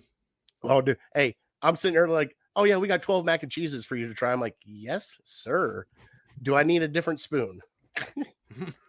Very nice. All right. Well, Jared, thank you very much for coming on and joining us. I'm glad that we could actually get you on the show and no connection issues this time. I appreciate it, guys. You guys are amazing. Thank you guys for having me on. Congrats on the 100 again. And by the way, I'm going to pick Tampa Bay 31, Browns 17. Ooh, I don't like that score. Yeah. But before you're out of here, tell everybody where they can, watch, listen to you guys, and kind of interact with your show. All right. So we go live every Tuesday at 7 p.m. Legal Ham the Face on Facebook, YouTube, and Twitter. Just search for us. We talk all Cleveland sports, and then we switch it over to talk some food for Fat Boy Tuesday. We always have fun little gifts, like we have a little trivia action. We have a top 3 at the end of our show. Like last week's Fat Boy Tuesday, we talked about the worst Thanksgiving foods. It's cranberry sauce. It's not even a fucking question. No. It's the Turkey. No. It is the asshole in-law / family member that brings the veggie tray in with a little ranch tip. Nobody wants a veggie tray for their Thanksgiving dinner. Get it out of here. Love veggie tray that's a precursor to dinner. That's a munch on all day watching football snack. That's what I call deviled eggs and a whole bunch of other stuff. No, deviled eggs fucking crush. And that was my top one on our top 3 Thanksgiving foods. The reason why is nobody knows how many you will have before they're done being made. My sister will sit there and make them. I suck them in like one at a time. She's like, I had six already. I'm like, I didn't see any. I had to stay away from the girl when she was making them because I was like, I will do the same thing. These will not them make as it to you the make tray. them. Yes. So, but no, thank you guys. And if you guys, anybody wants to tune in, 7 o'clock every Tuesday, we go live, Facebook, YouTube, and Twitter. And then we put our audio out on Anchor. So it's on Spotify, Anchor, and all that stuff. But I can't thank you guys enough. You guys have been amazing. And I'm actually glad I got to be on and be a full show with you instead of the whole audio of Jared, what do you think? So thank you guys for inviting me, and congrats on that. And hopefully you get another 100 more and maybe another 100 more after that. We ain't going anywhere anytime soon. So, yep. Thanks for coming on, Jared. It's been a pleasure. Guys. Have a great night, brother. All right. And that was Jared Fatty Bates. Yes, sir. Awesome to have him on again. Yeah, last time was a little bit more rough, but it was still awesome to get him on there for what we could. Yeah, absolutely, man. Those guys do a great job over there. They have a great show. So thank you once again for him being on. Are we ready to start diving into some of our picks? I know people they're excited to get the picks, our bets. But before we get into our picks, let's take a little recap of Thursday. Normally, we're only doing one Thursday game that goes out on the socials. It can be a relatively quick recap because if you listen to our Thursday, pop-up show in the morning, we hit it fucking all. Oh yeah, we got every single fucking one right, baby. I hit a good parlay. My buddy Garrett G-Balls, he placed a bet, definitely through a legal bookie because it's 100% legal in Texas. He got a nice little bet because he followed our lead. I know some other people followed us as well. It was great, man. We had a fucking great day. Now, there were some games that were a little close. I was getting a little nervous, and I will take a backdoor cover to hit the parlay. But, hey, it fucking worked out. So I got the picks up. We'll go ahead and share that. I'm not sure how this is going to look. I did not do the share screen with the background. Perfectly fine. That works. All right. So let's zoom in actually a little bit. Last week, another good week. Evo a little bit better than me, but I will still take a 9-5 week. Both hit on Titans. I was so close on the Bears. They lost by 3. You had Falcons money line. I had Bears plus 2.5. They lose by 3. Very close. But Eagles, Patriots, Saints, boom, hit it. Giants could not come up with a win. I was a little nervous going into Thursday's games, but it worked out. Ravens, Washington, simple. Goddamn Broncos still cannot figure out what the hell they're doing. I don't know why the fuck are we continuing to pick the Broncos on the money line? Because they are such a good defensive team that sooner or later you hope that Russell Wilson remembers that he used to be a pretty good NFL quarterback. And I think that's something that we got to talk about when we get to the Broncos game is the fact that it doesn't Hackett sucks. He sucks bad, but they switched play callers and they still suck. Yeah. So is Russell just the horse that needs to be put out to pasture or sent to the glue factory? I think we've said it before, kind of leaning that way. But you did just pay the guy in a ginormous, an astronomical amount of money to come in and kind of stink for you. Yeah. And I know you got that Cardinals one that you took a little bit of an L on there. I took a flyer there. I thought the Cardinals might be able to keep it close. Flyer, but then when you have Kyler not playing and everything, it's tough. And then we don't need to talk about that Vikings game because that was an outlier. Yeah, I figured you wouldn't want to talk about that game really at all, because we both turned it off. Second worst home loss in Vikings history. It was terrible. There's a lot to go over that, but it's in the past for me now because you look at our Thursday games, turn it all around. We did. So our parlays that we went Bills money line, Giants plus 10, and Vikings money line. I even gave up some points for the Vikings that still hit. I took the Lions plus 9.5. They were able to cover. The Lions are fucking scrappy, and I'm cautiously optimistic for Lions fans because they're kind of starting to get a little buildup. They played the Bills really fucking well. They had a chance to win that game. Yeah. I thought they were going to win that game, especially because Josh struggled. Like the arm is a problem. He's been struggling lately, and it's not great for them for their postseason run. I mean, they've shown that they've got some weaknesses, out there that can be taken advantage of.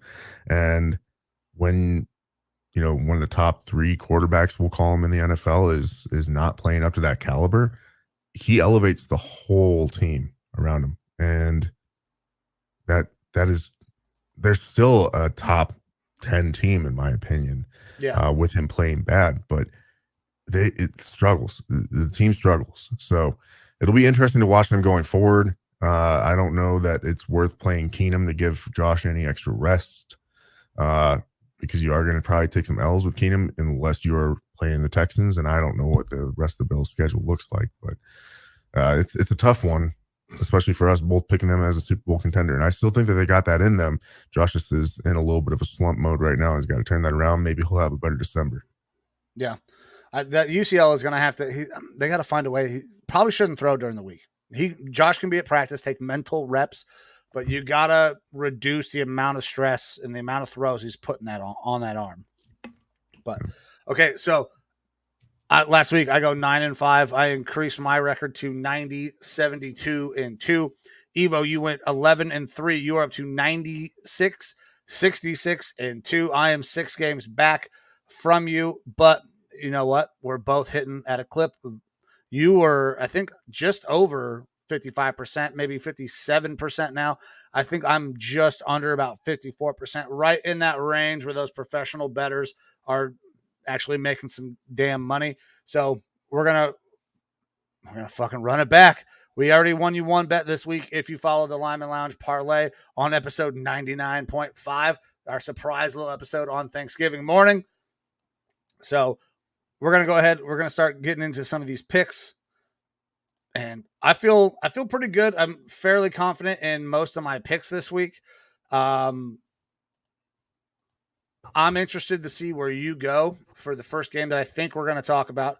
So let's go ahead. Let's kick it off, man. What game you got for us first? So first one I got here on our list is Bengals and Titans. Is this the one that you're looking at? That is not the one I was thinking. Oh, okay. Well, this is one of the more interesting games this week, at least for me. So early morning game in Nashville. It's a home game for the Titans. Cincinnati -1.5 is your line currently, according to Caesars, 42.5 over under. Both these teams are pretty good. You have a Titans team that went out and shellacked the Packers, which I loved seeing that. But Jamar Chase, like I said, not going to be playing. He was practicing, but they're not activating him. Vrabel, he has the second best win percentage as an underdog. All right. Cincinnati is favored to go in here as a road team and win this game. So he's got the second best win percentage as an underdog of 57%, which isn't necessarily great, but still second best since the 1970 merger. Titans also have the best win percentage and are tied for the most wins as an underdog in the NFL since the merger.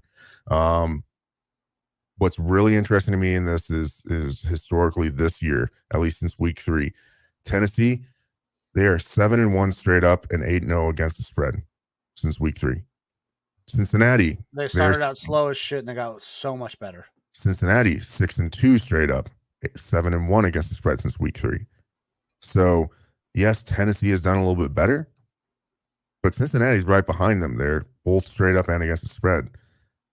And I would have to lean towards the Bengals being a better overall team. But the way that, the Titans performed last week, I don't know. I like the hater of the Packers in me wants to say, well, the Packers have a shit defense and don't have a great offense. And so, of course, they're going to look better. But it wasn't just Derrick Henry in that game, despite having some great runs, some great catches, and a passing touchdown. You also saw Tannehill go out there and get Treylon Burks involved with some pretty good throws. I mean, Tannehill, this is one of his better games of his career, I'd have to venture. So it was against the Packers defense that has not looked great all year. And like I said, the hater in me wants to say, oh, they're playing the Packers. Of course they're going to have a good looking game. But I don't know, man. Maybe they are for real. I mean, the Titans don't ever get enough credit, I think, with Vegas. Even though every year they are scrappy, they're in there, they're in the mix, they're in the hunt. They were the fucking 1 seed last year in the AFC, and they don't get any goddamn respect. Exactly. So for them to be 1.5 point dogs at home, that's tough. So for me, I'm actually going to be taking the Titans plus the 1.5 points, even though I think the Bengals are a better team. Joe Burrow and that squad has been a little bit up and down, and they'll have like 2-3 really good games, and then they'll put a stinker up. And I think it's possible this could be one of those stinkers. Yeah. So for me, the big difference here is going to be, it's not even Jamar Chase, right? So they've played without Jamar Chase. They've looked pretty decent without Jamar Chase. But they're also losing their lead back in Joe Mixon, who does a lot of really good things coming out of the backfield. And I'm not happy about Joe Mixon being out. Joe Mixon was the centerpiece of the trade that has made me climb back into our fantasy league, our money fantasy league. And he's going to be out now. Samaje Perine had a good fucking game. Like he balled out when he had his chance. I don't know if we're going to see like that. Samaje Perine is not the guy I'm expecting every week. Because if that's the Samaje Perine we're going to see every week, He should be why are we not somewhere. why are we not seeing, at least he should be starting somewhere for sure, but we should probably be seeing more of a timeshare there in Cincinnati. Yeah. But we And don't. Look, I really liked P. Ryan when he came out in the draft.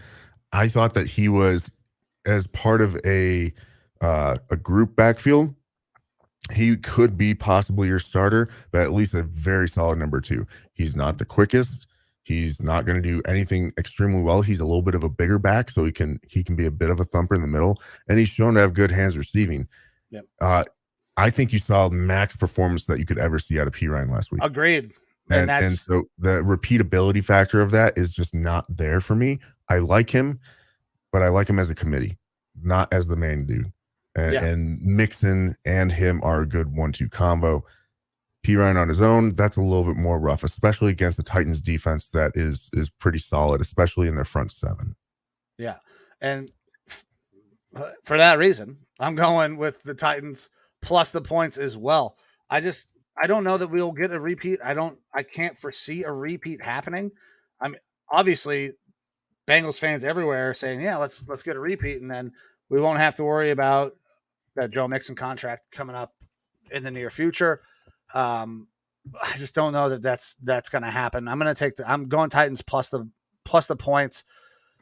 They are very good. They started out very shaky. They have had times where they did not look good, but they also were good enough to have their backup come in and continue to still just be that normal ass Titans team, right? Like there was not a huge drop off. If Tannehill plays even remotely well, they can beat this Bengals team. And Derrick Henry is starting to hit his stride. Like this is the time of year where Derrick Henry starts wearing motherfuckers out and everybody in the league is worn out. So Titans plus 1.5 for me as well. All right. So the next game on my list here, Texans and Dolphins. All right. So this game Not is what I was expecting, but Texans traveling to Miami. The line is currently Miami minus 14, over under a 47. I don't take those double-digit spreads typically, and I ain't going to take, if I do, I'm usually taking the points for the underdog team. I ain't touching the fucking Texans. I'm not crazy. So I'm going to go ahead and just take the money line Dolphins here. Realistically, they absolutely could put up 14 points, but again, I don't do those. Now, Miami, they have the longest active win streak of 4 games.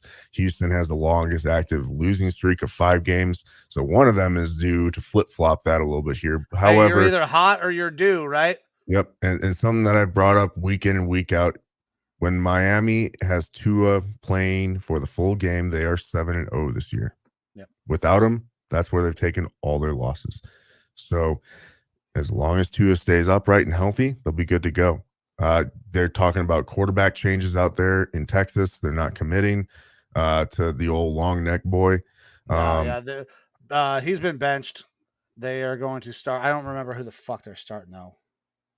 But Davis Mills has been benched. I saw that come across my phone. I just don't remember who the fuck their new starter is. Either way, that offense doesn't matter who you put at quarterback. You've got Dameon Pierce and Brandon Cooks. It's not enough to really put up a whole lot. Obviously, Pierce looked real scrappy a couple weeks ago, playing against the Eagles, and kind of he single-handedly showed the weakness of that Eagles team, which ended up leading to the Commanders being able to get that win. And then resulted in the Eagles going out and picking up Ndamukong Suh and Linval Joseph to kind of show up. Immediately we were like, no, fuck that. We're not letting the Texans expose us. Yes. And then losing a game to the Commanders. The Texans defense, they can be scrappy at times, but they can't be scrappy for full drives. So this is a rough Texans team. Doesn't matter who's in at quarterback. It's the Dolphins are going to win all day. Okay, Kyle Allen. Which, so, I mean, he's shown up all right sometimes, especially with Carolina and stuff like that. And I think you did a little bit in Washington, maybe. Yeah, I think maybe You Washington followed is right. Rivera up there possibly, but I wouldn't say he's a downgrade or an upgrade there in Texas. Yeah, the Texans are awful. We had some interesting thoughts on who was going to be the worst team. We thought the Bears were going to be fucking atrocious because they were an absolute dumpster fire to start, and they gutted that team, and they were completely devoid of talent, it seemed like. But the Texans have easily taken the cake as the worst team in the NFL. There's no way. I don't like 10. 10 is a lot, but 10 I'll take, right? I would consider 10, I suppose, with this. Yeah. I would take 10 here. 14 is a fucking lot. These are still professional athletes. They are all pros. I don't know what the change to Kyle Allen's going to do. Maybe the Texans will come out and they'll be inspired and they'll play inspired. I don't give a. It's too fucking much. The Dolphins are far superior. I'm taking Miami money line. And if you want my opinion, do not bet this game. The fucking odds in this game are awful. The money line for Miami is minus 800. We're taking it because it is the easy, safe bet. If you like playing it safe, there's your pick. Take fucking Miami. If you want to increase your odds, I cannot confidently say that the Texans will cover 14. That they will. I think Miami could beat them by 28. That's how bad the Texans are. I love Pierce. He is a stud. He is going to be a big time back in this league. But there is no other help anywhere on that field for him. My fear with Dameon Pierce is that he could be a little bit more of a flash in a pan as a good player on an extremely bad team. And then if the team elevates and gets better, he'll still just be a good player, but not one of those great ones that goes with it. A la James Robinson with the Jaguars. He is a solid back, but he's not a big time back. And that's why you saw the Jags move him to New York. That's my fear with Dameon Pierce, but we're only seeing the beginning of Dameon Pierce right now. Yeah, absolutely. So it's Miami on the money line. That's your safe bet. I would not bet this game, but we're gonna give you our picks to because that's what we're supposed to do. We'll give you the safest pick to be right there. Yeah. All right. Next up, I have the Bears and the Jets. No. Okay. Well, this is a game I'm excited to talk about. All right. So the Bears are going to the Jets in East Rutherford. The Jets are favored -7 right now, over under of 38.5. That is a low score.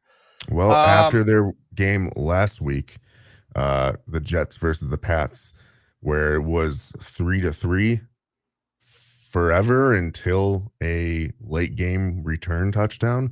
Yeah, the Jets just don't like to put up points when they have a certain person at quarterback.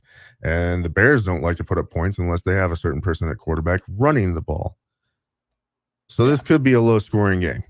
Yeah, I'd expect this will probably be a low-scoring game. But this is a game where I expect the Jets to show that they're actually a pretty goddamn decent team. And they have been a decent team all season, but they have been pretty good, and they have a good record in spite of their atrocious quarterback play. I think I posted something to the Lineman Lounge Facebook group where it was Ryan Leaf just fucking crushing Jets fans. Saying a Jets fan said, "I cannot believe that we drafted the Mormon Ryan Leaf." And Ryan Leaf fired back, as Ryan Leaf would, and said, "Listen, I've had a better decade than Jets fans have, and I spent 3 years in prison." Ryan Leaf, when he came in, had a lot of problems, not mature, that led him down a lot of really bad paths in his life. Zach Wilson is not the same type of guy that Ryan Leaf is, but they're similar in their play style. Ryan Leaf didn't take responsibility, and I think Ryan Leaf would say that, for all the things that were going wrong when he was drafted to the Chargers. I don't know that Zach Wilson will ever own up to the fact that he has been really, really bad. He has put his team in really bad positions. They have lost games because of Zach Wilson. He was asked point blank, period, in a press conference, do you feel like you let the defense down? Did not take any ownership of the loss and the inability to get the ball to the weapons that that team has. And subsequently, he has now been benched. What's up, $20? Hey, buddy. And it's not surprising to me. It's really not. Booger McFarland was on ESPN and said Zach Wilson is a guy who has been pampered and has lived a good life his entire life. He is a spoiled kid who has never had to take responsibility. He got away with a lot of things in college because he was a far superior athlete at the location he was playing. He has great arm talent. He can't play football. Can't play quarterback at the NFL level doing the things that he does. He's always late. He cannot throw in rhythm. I don't know how many times I am going to beat that drum, but now it's not just the fact that he's playing bad. He is no longer, he's not a leader on that team. We talked about him fucking moms earlier when Fatty was on. That was like a whole locker room behind him type thing. And then he is absolutely not built upon that. He has lost the entire locker room. I don't think he will ever start. And I would also like to throw out that 2 weeks ago, when the move happened, that Mike White was going to be then the backup, that it was going to put a lot of pressure on Zach. And now, you know who's starting? Mike White. Mike White has been the best quarterback on that team for quite some time. It's not Joe Flacco. Joe Flacco's done great things in this league, but Mike White gives that team an opportunity to win. Those guys rallied around Mike White last year. Zach has destroyed that fucking locker room. It's insane to me that they continued to push him out there. I think Zach Wilson's career in New York is over after this year. I believe he will be cut. I don't think there's any reason to keep him around in the locker room. I think he is a locker room cancer. The guys do not like him. He cannot play at the NFL level. It's over. It's done. It's it. Yeah. And we have Joe Rockstar popping up saying that whole quarterback class is suspect. Wilson is the worst, though. Yeah, I think agreed. 100%. Everybody in that class is suspect right now. He was very much so boomer bust for Wilson for me. I watched a lot of the stuff that he did there at BYU, and I was very intrigued by it. But I felt like it was like he could go to the right situation and have time to develop and turn out pretty damn good, or you go to the Jets and you kind of now that doesn't help. And being in the massive market with his personality, his persona, it does not help that situation at all. I applaud Salah for making this move. This is not a move, I'm sure, that was easy for him or the ownership group or the GM, because they took him at number 2 overall. There were other guys that were available, and the Jets fucking whiffed hard. If you put Justin Fields on that team and you allow him to do the things that he's done, that team's far superior than what they are right now. I think you can put any quarterback from that class in that situation and they outperform what Zach Wilson did. Yeah, I'd have to agree. Now, the one thing I'll say with this game is that I'm not sure whether or not Justin Fields is going to play it, and I don't know if I really care. 7 points is a lot for me. Yep. With this Jets offense. I like Mike White. I do. And we definitely could see a big uptick in their offense, but I'm not willing to take it yet. I'm going to take the Jets money line on this one. And I'm following suit there. And the reason why I think that they will win the game is their defense. Their defense is no fucking joke.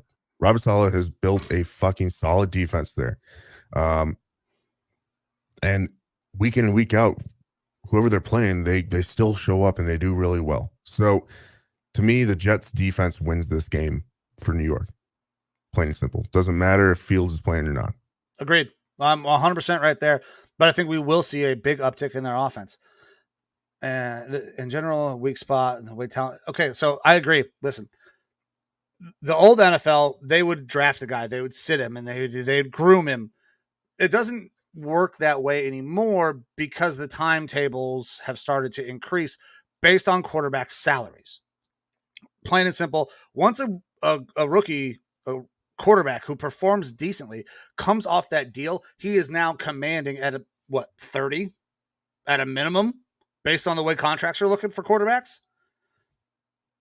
I mean, how do you continue to build a team around him when the salaries are that high? Because that's what the market has now been set at, because we're seeing these $50 million a year deals. I agree that you should sit guys and let them learn. Zach didn't really have that. He struggled to start with. There's a lot of things that Zach did wrong. And I'll pop this comment up there as well. It does create entitlement behavior, but that was already in Zach. There's no doubt in my mind that entitlement behavior was already in Zach, and it got worse. So he was thrust into playing starting quarterback for the Jets. He looked terrible in his rookie year. He was awful. Then he gets banged up. He bangs a mom. There's some buzz around Zach Wilson, like he could be the guy, but he's still not the guy. He's not going to be the guy.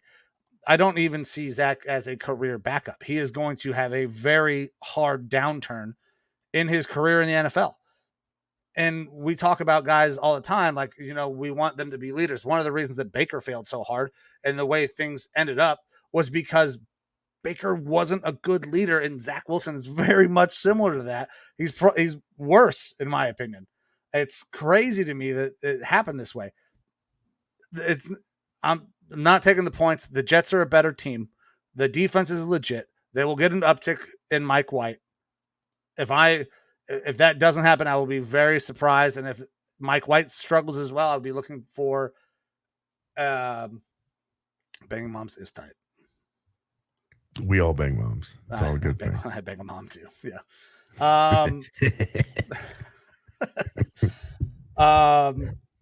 If they don't get an uptick in their offense, though, we could see a firing of an offensive coordinator. Yeah, I don't think Salah's in a hot seat or anything like that. But no, Salah's doing great. That team is in the playoffs right now. They're sixth, I want to say, in the standings, maybe seventh, but I'm pretty sure they're in the playoffs. The Jets, they just moved out, I believe. After losing last week on a fucking punt. Okay. Yep. But they're right there. They are competing for a playoff spot, and you cannot allow Zach to continue to drag them the fuck down. So Jets, money line, it's easy. I'm glad that this has happened. And by the way, I fucking called it a couple weeks ago that when Mike White got named the backup, he was going to be the goddamn starter. He's been the best quarterback on that team. All righty. So next one up here, still don't know if this is the game you want or not. Falcons and Commanders, the commies being played in Landover, Maryland. This was a workshop. This was a workshop name that Torres really wanted. Instead of the Lineman Lounge, he wanted to be called Mike's Tight End. It's never happening. It would have been tough. It would have been tough. Yeah. But Washington has the line of -4, over under of 40.5. Some notes here on this game. So Washington, they actually have the best record in the NFL since week 6 at 5-1, believe it or not. Atlanta has an NFL high of 8 games that have been decided by 6 points or fewer going into the week. And Taylor Heineke, 10-2-1 against the spread in the past 13 starts and 4-0-1 against the spread this season. Heineke, I think it's pretty much solid fact now. He is a better quarterback than Carson Wentz. Carson Wentz is trash. Carson Wentz should have never been brought in there to the Commanders. It should have been Heineke's job from the get-go. Yep. That was a failure on that ownership group. The Falcons like to play games close, though. They play pretty close. The fact that this is being played at home for the Commanders should make a little bit of a difference, I would think, for the commies.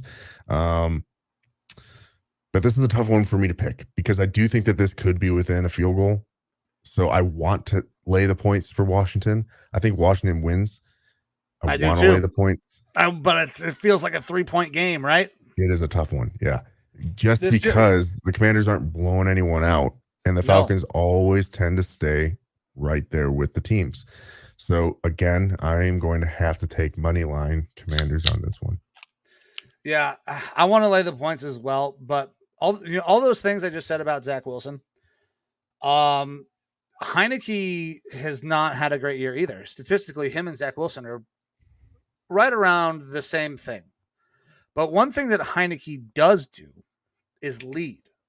He is an excellent leader on that team. Guys love playing with him. He rallies guys around him. And I think they win this game for sure. I don't know if I can give up 4 points, though. If you tell me that this is a -3, I would lay the points and I would expect a push. 2.5, I for sure take the Commanders. But 4 points is a little rich for my blood. They are performing much, much better. I think Heineke is a guy that people want to play with, play for. And I still think that there's room for him to improve. He's just now being named the starter again. What is his 4th game back as the starter? I believe so. Yeah. A couple notes here for the commies. Logan Thomas, the starting tight end, who had a pretty big game last week.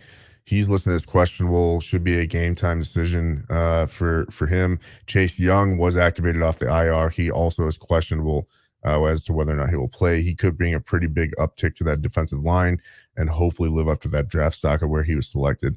They're also missing guys like Benjamin St. Juste, young cornerback out of Minnesota. He's been pretty solid for them, but he's going to be out in this game. So a little bit of hurting there on the defense, along with Cole Holcomb, who solid linebacker, lots of tackles. He was actually put on IR Friday. Okay. Well, I'm going Commanders on the money line. You're going the same. Yes. Okay. Got to do it. All right. Next game. Broncos and the Panthers. There it is. All right. This game is being played in Charlotte. Fuck this line, by the way. Line is Denver -1, over under of 36. Real damn low. All right. So let's see what I got here. That over under, terribly low. But what have we seen all year from the Broncos? No offense and hella good defense. Panthers. They're playing who at quarterback? Sam Darnold is starting. Sam Darnold. All right. They're on to their third quarterback. He impressed for like the first 6 weeks last year. And we were all kind of like, what the hell is going on here? But when you have Baker Mayfield come in and start, and then PJ Walker, former XFL star, and you're not playing Darnold, there's a reason why the coaching staff is doing that. Yeah. Right? They're grasping at straws. They are grasping at fucking straws in Carolina what to do at quarterback. Yeah. And I hate this line. He's looked better, but Denver -1. If we pick Denver money line, we should take the -1 because at worst we're going to get a push, right? Yeah, I think Denver could win this game, but then again, it's fucking Denver. Man. And the odds don't really improve all that much. Like if you go money line on Denver, you go on -115, -1 point, you're getting them at -110. This line sucks, but both these teams fucking suck. The Broncos, if they had scored 18 points a game, they'd be fucking 8-1. Their defense is really good. They can't score on offense. Russell Wilson is a shell of himself. The Panthers are starting their third quarterback. They traded away their best offensive weapon in CMC. I have no idea what the fuck they're going to look like with Sam Darnold. I have no idea. You also have a Broncos team that is switching things up in the running back room. Old Latavius Murray is now their starter. Yeah, Latavius Murray is the starter. They shipped Melvin Gordon out of town. Yeah, they fucking cut him. Gave him his pink slip. So, which was surprising to me as well. Obviously, there's been some issues there with the Broncos between Gordon and the rest of the team, or team management. The fumble issues have fucking killed them. That's the problem. Is Gordon has had some fumbles, and I figured, okay, you just play Murray, but Gordon, it isn't worth cutting him. But I mean, obviously, they saw different. Yeah, this game is going to be awful to watch. I probably will not tune in unless it is the only thing on fucking television. Yeah.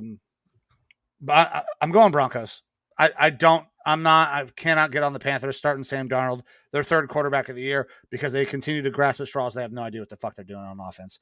I'm No, going Broncos on the money line. Actually, I'm going to take a -1. Yeah, I'll I'm take gonna take slightly Broncos increased odds. -1 as well. I'll go for that.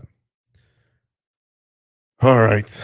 Oh, that fucking game. I was like, I don't know what to do with this. Like, It's a rough one, man. That is a rough one. All right. Well, we can move on to new things. We have the Ravens and the Jaguars being played in Jacksonville. The line is Baltimore -3.5, over under of 43. This is a Ravens team that has just kind of been looking worse and worse as the season goes along. Lamar Jackson is still not looking as good. Big part of that is the offensive line hurt.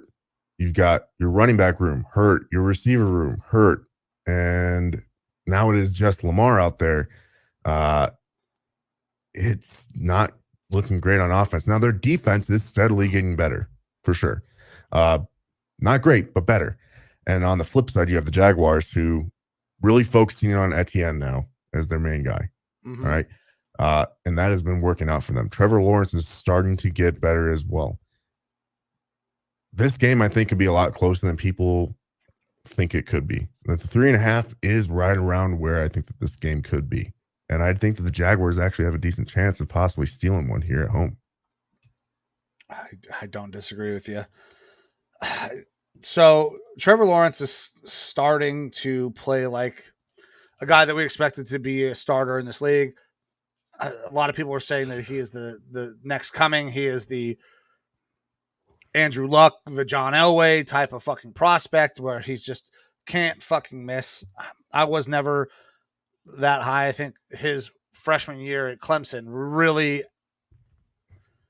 inflated that thought of what he is. He is a good quarterback. I don't know if he's a good quarterback in the NFL. I think he is right now a starter for sure. But that Jags defense and the way that they continue to battle, this Jags team has battled all year. They have won games that they probably absolutely should not have fucking won. They lost some games that we thought they should win. Like, they are so up and down. But I can tell you that the Ravens are absolutely reeling right now. They are so beat up again. They have no offensive weapons, and Lamar has not been able to put the team on his back and carry this offense the way he has done in the past. They're really hurting. I wouldn't say no offensive weapons. You have Mark Andrews, and but Isaiah he's also Likely. been banged up. He has been. And when he has been, Isaiah Likely's come in and looked pretty good. And I think that they need to start running a lot more 2 tight end sets. It'll help with blocking, and it will help with giving receiving options there to Lamar. But either way, it's not great for him. I mean, last week they barely scraped one out against the Panthers, 13-3. The Panthers that we just dog walked all over. Yeah. So they ain't doing that well despite having wins under their belt. And that means that they're a very vulnerable team. And a Jaguars team that this time last year we would have never said, hey, they have a chance against the Ravens. This year's different. Now this is his sophomore year in the league for Trevor Lawrence, and a new system. We're talking get the Urban Meyer out of here, and you've got Doug Peterson there. It's not going to flip around overnight, but I'm liking the progression I'm seeing from this team, and it almost kind of feels like we have to ignore last year for Trevor Lawrence to an extent and look at this as almost being his rookie year. If this was his rookie year in the league, I would be very happy, or not happy, but I would think, okay, the future looks pretty bright for him. And that's kind of how I'm looking at it with Trevor Lawrence. I'm not willing to call him the next John Elway or Dan Marino or any of that stuff. But as far as capability to be a potential top 15 quarterback in the league within the next 3 years, he probably has that in him if he continues on his trajectory and we don't count last year. All right. It takes a little bit time to get a bad system out of your system. So yeah, I almost want to take Jags plus the points here. I'm taking the Jags plus the points. I think the Ravens are in a really bad spot, and I like the fight that the Jags are showing. I could see this as a 3-point game. I will take a half-point win, Jags plus 3.5. And right. Etienne has been really good. Yeah, I got to follow suit. I'm going to take the Jags plus the points. Oh, fuck me. Okay. That's in the wrong slot. Let's retype that last pick. All right. Moving on next, getting into our afternoon games here. We have Oh, the and I'm going to pop Chargers. this up. Ooh, Yeah, Joe, it's not. Evo can't hear you. We tried no. a couple of different ways to fix that situation, and it did not work. We tried going through the computer system on Google Voice. It didn't work at all. So you're going to have to call in. You're going to have to listen to me and then hear what Evo says. So I apologize, but I'm not a tech genius. So. All right. Our next game up is the Chargers at the Cardinals in Glendale.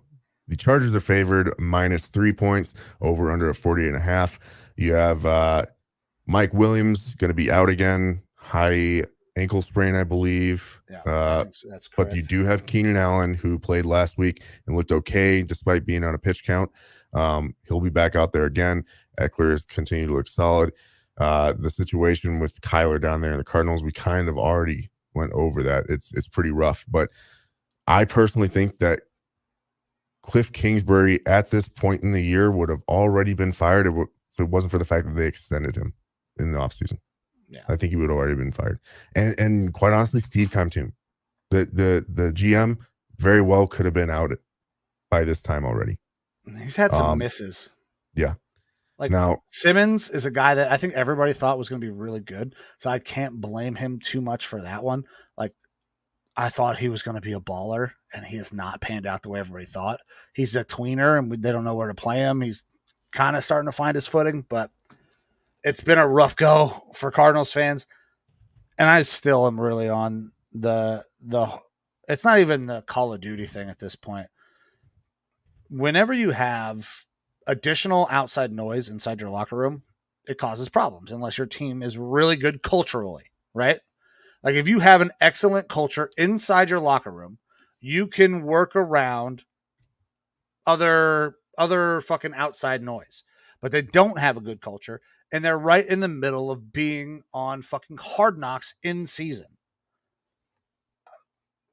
It's not going to work out. It's not going to be great. The Chargers have not impressed me either, though. Like, really at all. This is a team that I expected to really compete for that AFC West title, and it's not good. I mean, they're 5-5. They're kind of middling. And I'm going to pop this up there as well. This 100% happened. The Cardinals gave up last week. They absolutely quit. That's the reason I won my fantasy game. Because they just refused to tackle George Kittle, which was fantastic for me and made you want to rip your hair out if you're a Cardinals fan. I don't know that they're getting any better. That locker room culture is not a good culture, which is very surprising to me considering they have guys in there like a J.J. Watt. Cliff Kingsbury probably should have been fired, just like you said. It's not going to happen. They're going to continue throughout the entire season. They're going to have a bad season. I think Cliff's going to come back for one more though, because he just got extended. I'm not buying anything into that locker room. I don't think that they are that good of a team. Kyler coming back will maybe inflate them a little bit, but I still got the Chargers, and I think the Chargers can cover, even though they have not looked and performed up to what we thought they would. I'm going to lay the points here. I'm going to go Chargers -3. All right. So a couple other stats here. Chargers have actually covered 5 straight road games, which is tied for the longest active streak. Arizona, they are 4-10 against the spread at home since 2021, which is the worst in the NFL during that time frame. And also Herbert, despite all this, hasn't looked great. He's had 6 touchdowns, 6 interceptions in his past 5 games. But doing that most of the time without his top 2 wide receivers and working with guys that are 3s and 4s on most teams. So it's been Eckler heavy. Having Keenan Allen back there, as long as he's able to stay healthy, Keenan Allen has been his solid scapegoat every single time. He knows he can always get it to him, and he's also got Eckler back there. I think we're going to start to see a little bit of an uptick in offense, especially once Williams is back there for the Chargers. But this game against the Cardinals, I'm not really worried about it for him. I, too, am going to be doing the Chargers minus the points on this one because I'm just kind of out on the Cardinals right now. Yes, Kyler being back in there might give them a little bit of an uplift, but I'm not against the idea of McCoy being the better quarterback option for this team right now. Yeah, me either, man. All right. It's crazy to say. So we're going to shuffle my list up here a little bit because we've had Joe Rockstar talking quite a bit here. And we've had Torres hopping in here a lot too. So right. we got to get those guys their games because I am expecting some calls. So afternoon game, we have the Saints at the 49ers in Santa Clara. The line is San Francisco -9, over under of 43. All right. This is again, talking about the Cardinals. We had that game down in Mexico. San Francisco went down there and had themselves really solid game. All right.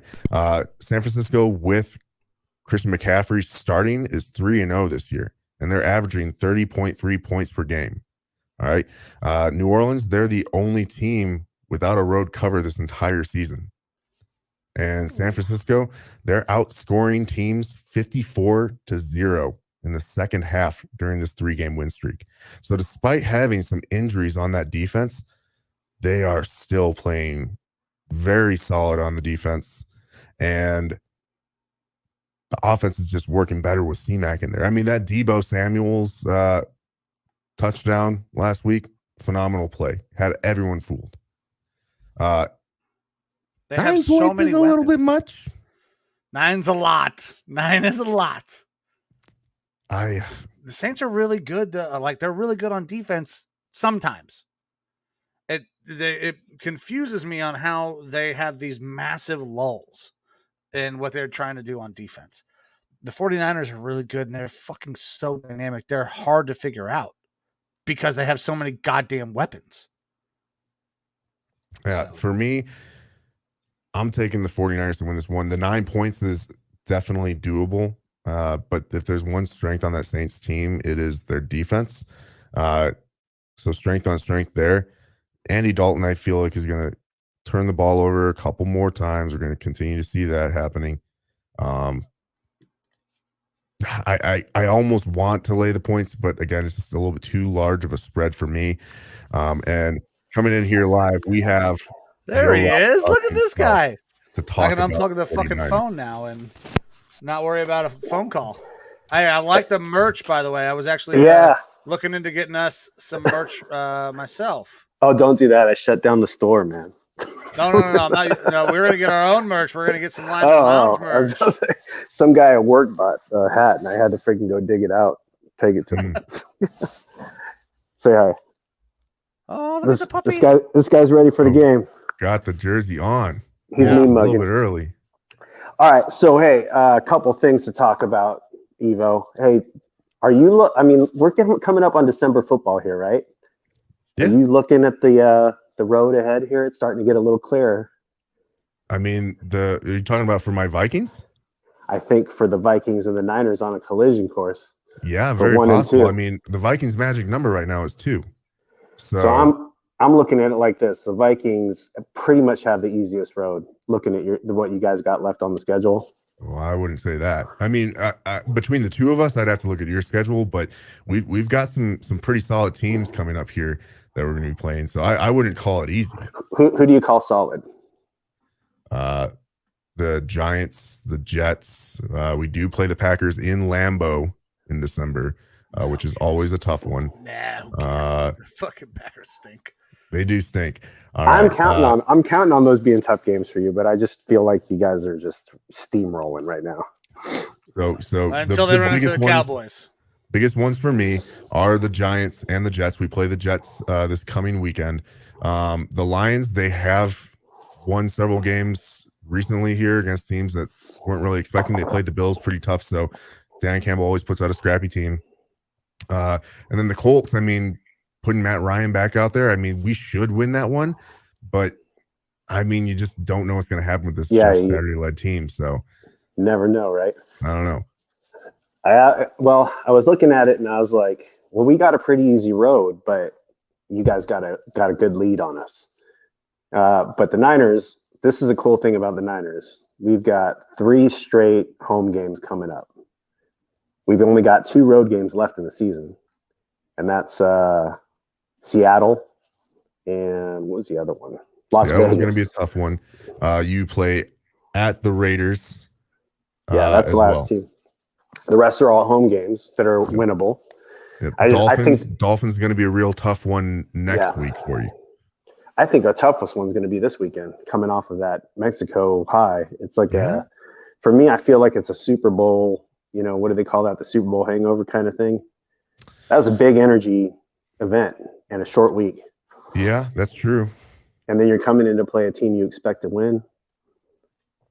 Now, did you hear my like stats while you were trying to get linked up that I was going over for the 49ers game here versus the Saints? I did not. All right. So San Francisco, they are 3-0. Go ahead.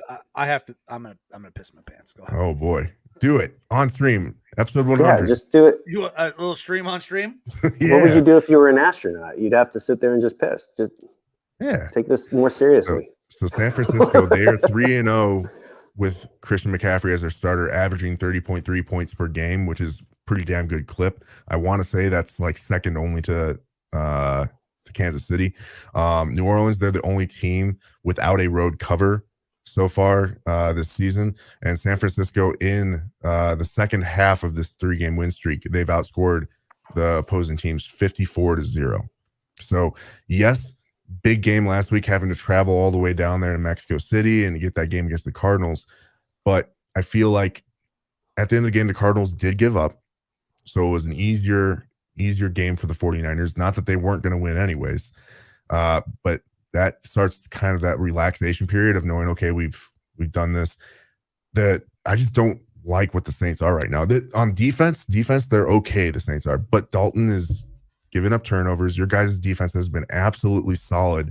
And between Christian McCaffrey and Debo, the way, like I told Mike, that Debo touchdown fooled me, fooled everybody out there last week. I think that those guys are so dynamic that they should be able to work over the Saints defense, and your guys' defense absolutely should get several turnovers against the Saints team. Yeah, did you see that stat? We have shut out in the last 3 games, opposing team in the second half every game. Yeah, 54-0. It's pretty good. Yeah, so I mean, I'm just looking at the playoff road ahead, and I know it's still a little early, but December football things start to get a little exciting, and it looks like, I mean, I don't want to talk crap about the Eagles. They're playing great, but I just feel like they're not. A little bit maybe pretenders, just a little bit. The fact that they had to immediately go out and sign 2 former starting defensive tackles because they were exposed by the Texans and then were taken advantage of by the Commanders is a big problem, especially with the things that you guys can do on offense in your run game. And the Colts, they only won 17-16 last week. I know people talk about the Cowboys too, but I honestly believe this is a 2-dog hunt for 1 and 2, and I think it's between the Vikings and the Niners right now. Yeah, I think definitely top 4 is Vikings, Niners, Eagles, and Cowboys. But you guys are definitely on the upswing, and we've been more consistent this year. Our problem is that some of these really good teams that we've played in the Cowboys and the Eagles, we have put up stinkers. So we'll see if we can be able to turn those around. I do think that there's a good possibility that we could be seeing each other, though, come playoff time. And in fantasy as well. Did you see what happened this weekend? Oh, no. I am coming for both of you assholes in that fantasy league. I'm How on many a games back 5-game are win you? streak. I'm 1 game because I You're beat only- Kohler last week thanks to the fucking Cardinals quitting and letting Kittle score. Wait, I'm 2 games ahead of everybody except for Kara. I am 1 game back of Kohler for my division. I will not be the top.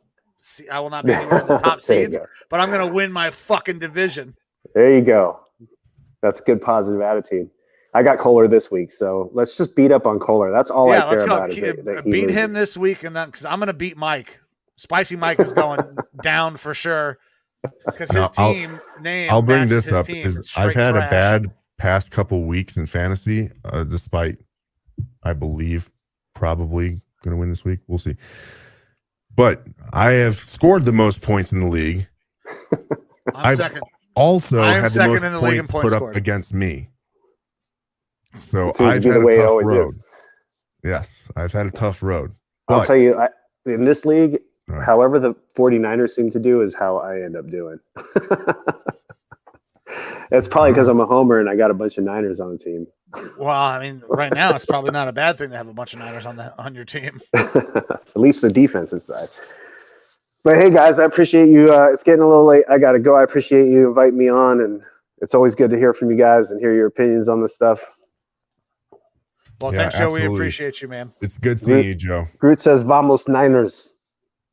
Groot. All right. All right, take it easy, seeing guys. you, Good buddy. night. Thanks, brother. All right, later. All right. Nice to have Joe Rockstar pop in there. It is. All right. And then I think we have someone else that's going to want to join in here. So before we get too far away, I'm just going to go ahead and jump to the Steelers Colts Monday night game. All right. Because I know Sexy Torres Shotguns, I've been communicating with him a little bit back and forth. Same.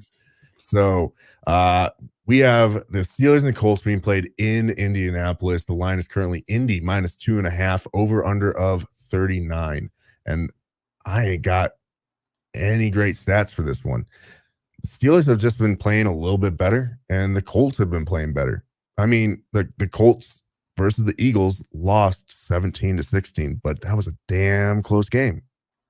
I thought that there was a possibility that we might see Colts actually take another one away from the Eagles, which would have been real tough on those Eagles fans. So 2.5 for Indy. I don't know. I don't know if I'm willing to lay that. To me, this is almost a pick 'em. Yeah, so I was kind of thinking the same thing. This is kind of close to a pick 'em for me as well. I think that I believe that Indy is going to win this game. I think the Steelers have took an absolute downturn. I have no faith that they're going to really get it turned around and that they're going to be able to get Kenny Pickett going. I don't know that I'm willing to lay the 2.5 for Indy, but I am taking Indy on the money line. And joining us now, our guy, Sexy Torres Shotguns. Let's do it, man. Another day in paradise. So Romina has my beanie that says Colts, but I have the next best thing that says barbacoa. Oh, okay, of course. That makes 100% sense. Where's the knife to go with the hat? Yeah, always close enough. I think we actually should just be thankful that he's got a shirt on right now. Shut your face. Because if you look at his social media, it's just nothing but shirtless pictures. So cute. I take my shirt off and take a pic. Yeah, it sounds like a lot of hate and a lot of envy. That's what I'm gonna go with. Hey, but before we even start any of that, moms love the dad bod. Yeah, I figured this was gonna be the way we started, and then we'll get into your Colts a little bit more. We're not shotgunning this because this is very alcoholic. So let's just take a sip. Don't be a fucking. Oh my goodness! Here we go, boys. There it is. I got the drink ready. All right. Hey, I just want to say before we do this, you two guys have been some of our biggest supporters from the time that we started this. Joe kind of helping me along, figuring out the social media stuff, trying to optimize the social media and get things going. Torres, thank you. I mean, if you guys don't know, Torres is the guy that does the guitar riff for our intro song. So I just want to say thank you guys very much for all the work that you have done and all the support you have shown our show. We are always going to be here for you, brother. All right. So I'm not going to chug this because there's just a yes, you are. Wrong answer. Yes, you are. Amount of liquor in here, but I will do the call out. Now, Joe Rockstar is going to be taking a shot, so he's definitely going to win. But this is not about a competition type thing here. This is just more of a salute or a skull to all of our boys. Thank you guys for being a part I have of a the show special and glass. help us out. Oh, nice. Fancy. Oh man, that place has gone downhill. All right. 3, 2, 1. Salud. Prost, skull. Love you guys. I'm not going to feel good after that. All right. Oh, you guys all won. I put my drink down for a second. Oh, there you go, Joe. There we go. I lost audio. Love the glass, by the way. Right? They really took care of you guys. Yeah. All right. So Colts. I'm sorry. That was All right. probably a little I'm more getting out of here. called for. I'm crashing the party. I'll see you guys later. No, you're All right, good. later, Stay up brother. in here, bro. Oh, you see, Torres misses his boy now. Yeah. Yeah, I know, right? I got to talk all this shit, and then he leaves, and I'm like, oh my. But yeah, no, straight up. I don't know what the Colts are doing. Excuse me. Sorry, after effects You're of that. good. I got it. We just took beer. You're good. Torres, you gotta feel good yeah. about last week, right? I mean, yes and no. Like, Moral victories are tough to accept, but you got to have a little bit of one there, When right? you're having a season like this, though, a moral victory can go a long way. I mean, a moral victory, yeah, can go a long way. But I mean, like, how are we still having? What baffles me is like we have the highest paid offensive line, right? They're like, we got rid of our offensive coordinator, whatever. But I mean, like, overall, on paper, we should look really good as an offensive line. Sorry for the nerd specs. I have a pre-op for eye surgery in like 2 weeks, so I got to rock these things. But like on paper, we look really good offensive line, and then it's just like everyone's getting lazy. You know what I mean? Like Jonathan Taylor does not look good. I mean, he runs well, but he doesn't look like Jonathan Taylor. He looks like, I don't know, second back, like an RB2, maybe an RB3, depending on the game. And then I do like that Jeff Saturday's in there. I do think that Jeff Saturday was a good pick for what it was. I don't think we should have fired Frank Reich. I think that was kind of a, I don't know, knee-jerk reaction. I just don't know where they're at right now. I don't know what they're trying to do. I don't know if they're trying to tank the season. I don't know if they're trying to win. It seems like they're going both ways. They're like, all right, screw it. well, no one will Tank ever the admit season. to a tank. I know. But I mean, like, basically akin to collusion of sorts, and no one will admit to it. And obviously, your owner came out and vehemently denied that there was any sort of tank in progress. This is kind of the light way to tank, to bring in a guy with essentially no coaching experience. But there's a lot of ways that you can spin that narrative of Jeff Saturday's been in the locker room forever. He's a leader of men. Yeah. He's already been a consultant with the team. And for what it's worth, I do think that a big part of being a head coach is just being a leader of men. Now, obviously, if you have a guy like my situation in Minnesota, you bring in Kevin O'Connell, you bring that entire offensive system and a lot of the pieces behind him with it, like Wes Phillips as an offensive coordinator and things like that. But let's say we'll just forget the fact that Bill Belichick is technically a defensive coach, right? Yeah. You just look at him right now at this point in his career as being an extremely good head coach. And that's what you kind of need out of the head coach is you don't need to be offense or defense unless you're in a dire situation where you need a scheme change. You bring in a guy who's a leader of men and that can bring good people underneath him and have them lead his team to victory. And I think Jeff Saturday has that potential in him. And we saw that in his first week versus that lousy Raiders team. And then last week, despite losing, you guys went up against technically the best team in the NFC, tied for that position until, my Vikings took another L. But you guys, 17-16, a damn close game. That's nothing to scoff at. And it's not like the teacher leader. Sorry, I saw Joe Rochester say teacher leader, number one quality as soon as I said it. It's not like that leadership change affected the players like all of a sudden they became more talented. He's just going to try to utilize their talent a little bit better. I don't think it's anything to be ashamed of for taking that loss, and I don't think it's anything to be ashamed of anymore as far as the Colts hiring Saturday. I think that you guys are playing a Pittsburgh team this week who played Cincy the week before and lost by a touchdown. But the fact that they were in that game with that many points and that close, Pittsburgh is getting a little bit better as well. All right. You can't really count out Tomlin all the time. So Pickett had a real good first half. It'll be interesting to see how your guys' defense is able to, go up against Pickett and George Pickens. But if I had to guess, I kind of am leaning towards the Colts in winning this game. I mean, I am, but at this point, like, what does it really matter if we win the next couple of games, lose the, whatever. But going back a little bit, you were saying that Bill Belichick is like a hell of a head coach, and I did see a video where somebody was saying like Bill Belichick probably isn't the greatest head coach. I would say Mike Tomlin is a hell of a head coach, but Bill Belichick, like, take out Tom Brady, and then what do you have? Like, well, so with Bill, because he was a good coach before Tom got there. They didn't win any Super Bowls before Tom got there, but Bill was a good head coach. He was good for us as a Browns coach because he started his career with the Browns. He's always been a really good leader of men. He came from a military background, like all of us, and his dad coached, I want to say, I think it was Navy. It's kind of where he got his start. But what Belichick's been able to do, he's laid a groundwork over 30 years? Yeah. That he's been able to do this. So he doesn't have to always be that in your face kind of guy anymore. He can fucking Roberto Mussolini hopping in there. I knew it. Goddamn, he's on the wrong platform. Fucking goose.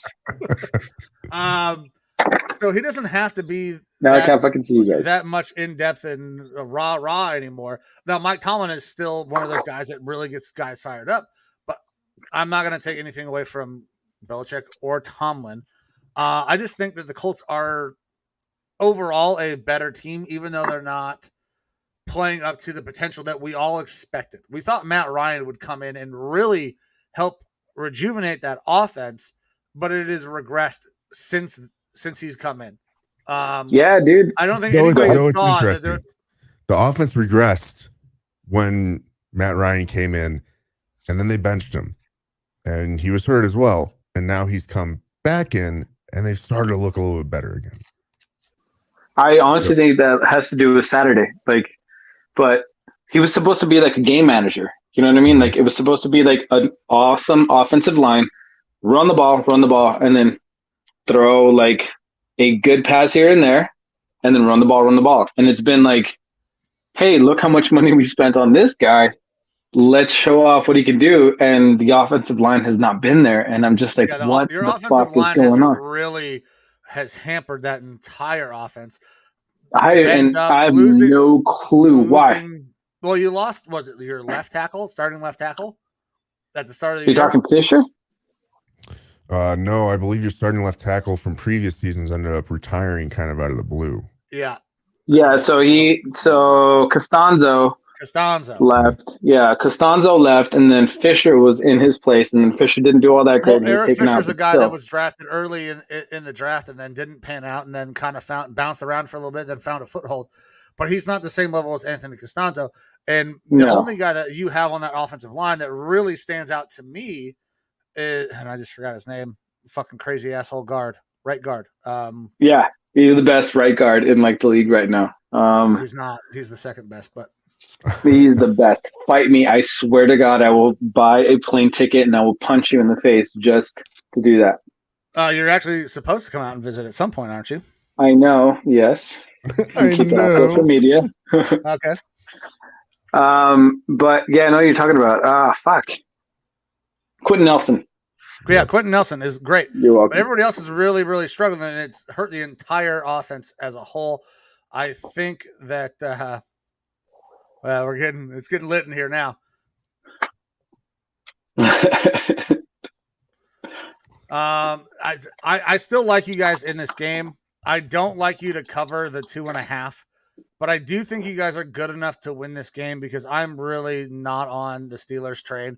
I don't think Pickett is the guy at all. That there was some excitement. He looked kind of good in preseason, but that was going against backups. When live bullets are flying, I'm not trying to continue to ride this line. I think Pickett is on a not so good team. He's in a bad situation, and I think that the book is not written on him yet. A solid offseason where he is the number one guy, a starter after his first year in the NFL. Get some more offensive weapons out there for him. I think that he could develop okay. And like I said, if you look just last week, I stopped watching that game after the first half, and I was like, Pickett's actually looking pretty solid here. He's not looking bad at all. And then I stopped watching, and obviously second half he looked terrible. And our boy Wes Aston, I asked him about it, and he has a very pessimistic view overall about his team right now. So he's like, he just fucking sucks. He just fucking sucks. So I can't really gauge whether or not they were that good or that bad in the second half. But from what I can tell, stat-wise, second half was not good for Pickett. I think that he could develop and be all right. I don't think this is the year. But for me, I'm on the same boat. Colts, I think, are the better team here. I think that they can win this game, especially after how they played that Philly team last week. I'm not willing to take the points, though, so it's going to be Indy money line for me. I'm going to tell you right now, this hurts to say as a Colts fan. I've watched the Colts and the Steelers play. Mike Tomlin is going to do something to wreck the Colts. By a point, by a field goal, God forbid, by a touchdown, but they're going to win. I know that they're going to win because I know that the way that this goes, and I know that it's going to be a coaching thing. It's not going to be up to like the players and all that, but I guarantee you that the Colts are going to lose somehow, whether they implode or whether it's a coaching thing, but the Colts lose. Okay. I love my Colts, but I do not expect them to win. All right. Now, They should have won last. I got a question for you here, Torres. That shirt that you're wearing, is that a Colts related shirt? Yeah. Yeah. Which player? Marvin Harrison. Okay. Marvin Harrison. Okay. So, bit of trivia for you here to see if you're a true diehard Colts fan. I swear to God, I will crash this Mike app if you put me on the Carlisle, spot. sleeveless Mike over here.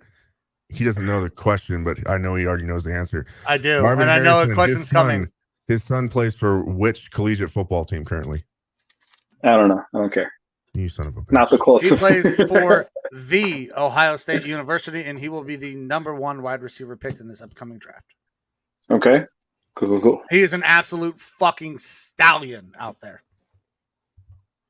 I bet he is, man. And I wish maybe we will suck and get him because Hey, I we have can see not the gotten way a that- good wide receiver. The way that in Irsay who likes knows how to long. run house, obviously he likes people who play Stay for in his team. house. He Yeah. could very well like Harrison enough to make a ballsy move and go after him. Yeah, but we needed wide receivers for like the longest time, and we did not draft wide receivers. Yeah, maybe drafted one. he'll talk Andrew Luck somehow into coming out of retirement That's and never draft happened. Harrison. Andrew Luck's not coming back to that. Do you see the way that offensive line is playing? That's the reason he fucking Oh. retired. Yes, absolutely. Absolutely. It was awful, dude. I fucking hated it. But all right. Well, thank you guys for having me on here. Thank Absolutely, you for brother. popping on. As you know, There's Savvy. yep. Yeah, that Yep. ain't a knife. All That's a right, so- dildo. let's finish this off right. Evo, get whatever girly drink you have. God, I gotta crack Put it another out. beer This for is this. Let's whiskey. go. And tonic. All right, fuck it. Might as well finish it. All right, let's do it. 2-100. Salute, buddy.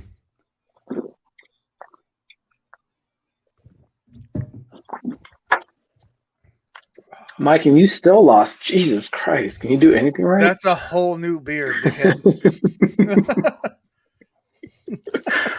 Dude, All thanks for having me, guys. Thank you guys for having me on here. Yeah, 100. Here's to 200.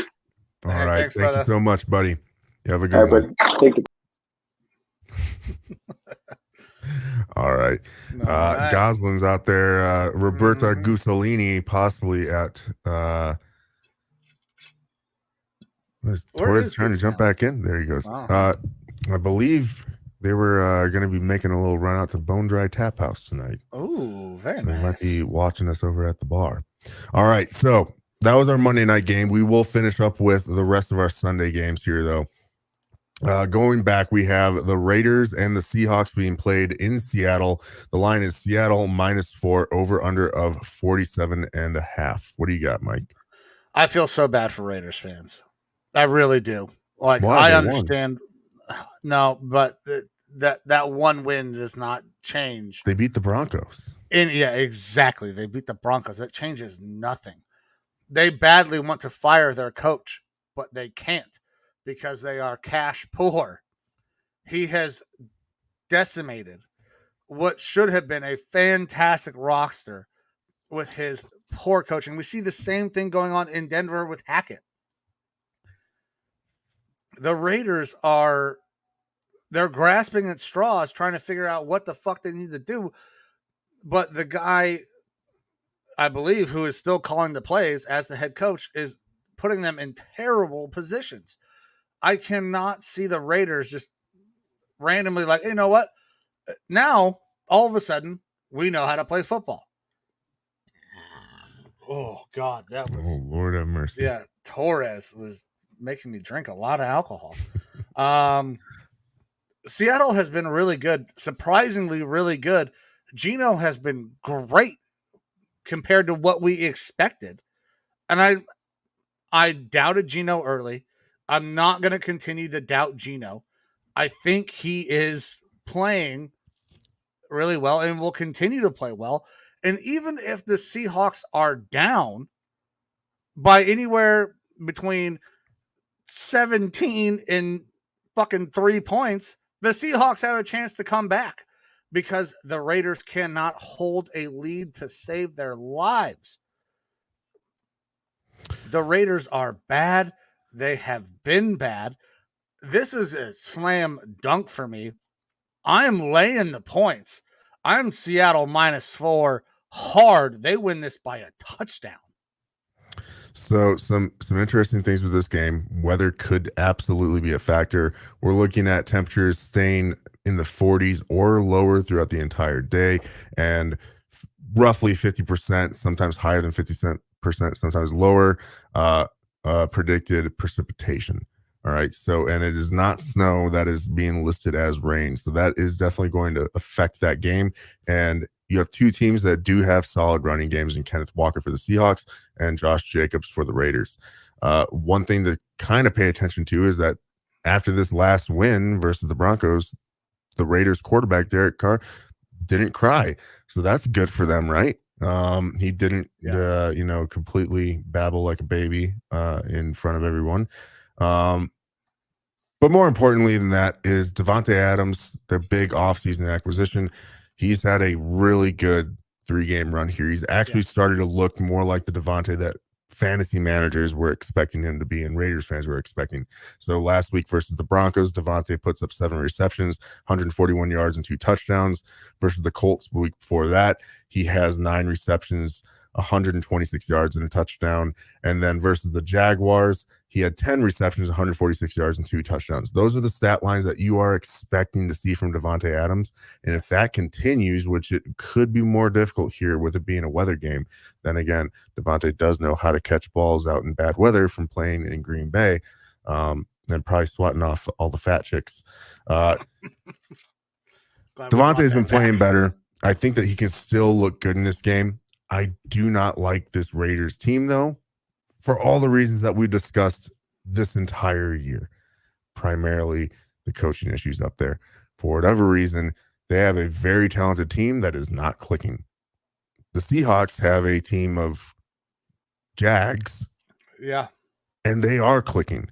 And that comes down to coaching. Pete Carroll, he's a consummate professional. He's always chewing the gum and always putting the product on the field. And when you're playing Seattle at home, they're a tough team to beat. All right, the 12th man is real. Them playing in weather, I think, works to their advantage because they know it. Seattle -4. Yeah, I'm taking it. Seattle -4. Yeah, I don't see another way. Like I cannot get behind what the hell they're doing over there in Vegas. All righty. Moving on to our next game here. We have the Rams and the Chiefs.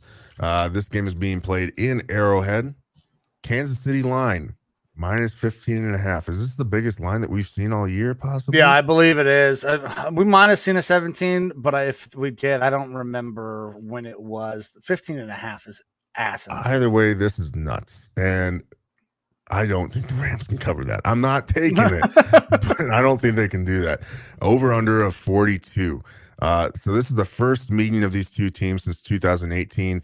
That last game that they had, the Rams ended up winning 54-51. So over under that game, right around 105. Yeah, we're not getting anywhere near that production. That is not the same. Yes, Mahomes is still out there, and yes, the Rams have a better quarterback in Stafford. But the Rams, is he better right now? I'm pretty sure Jared Goff is putting up far superior numbers to Matt Stafford right now. maybe not far superior, but superior. It is. I don't know if we've ever seen a worse Super Bowl hangover from a defending champion than what the Rams are going through right now. They're 3-7 right now, 1-3 away. Matt Stafford has not looked good when he's on the field because he hasn't been on the field much lately. Yeah. Cooper Kupp, IR, surgery on that high ankle sprain. Allen Robinson, big acquisition, hasn't done diddly dick. All right. Cam Akers, expecting him to be a good running back for him.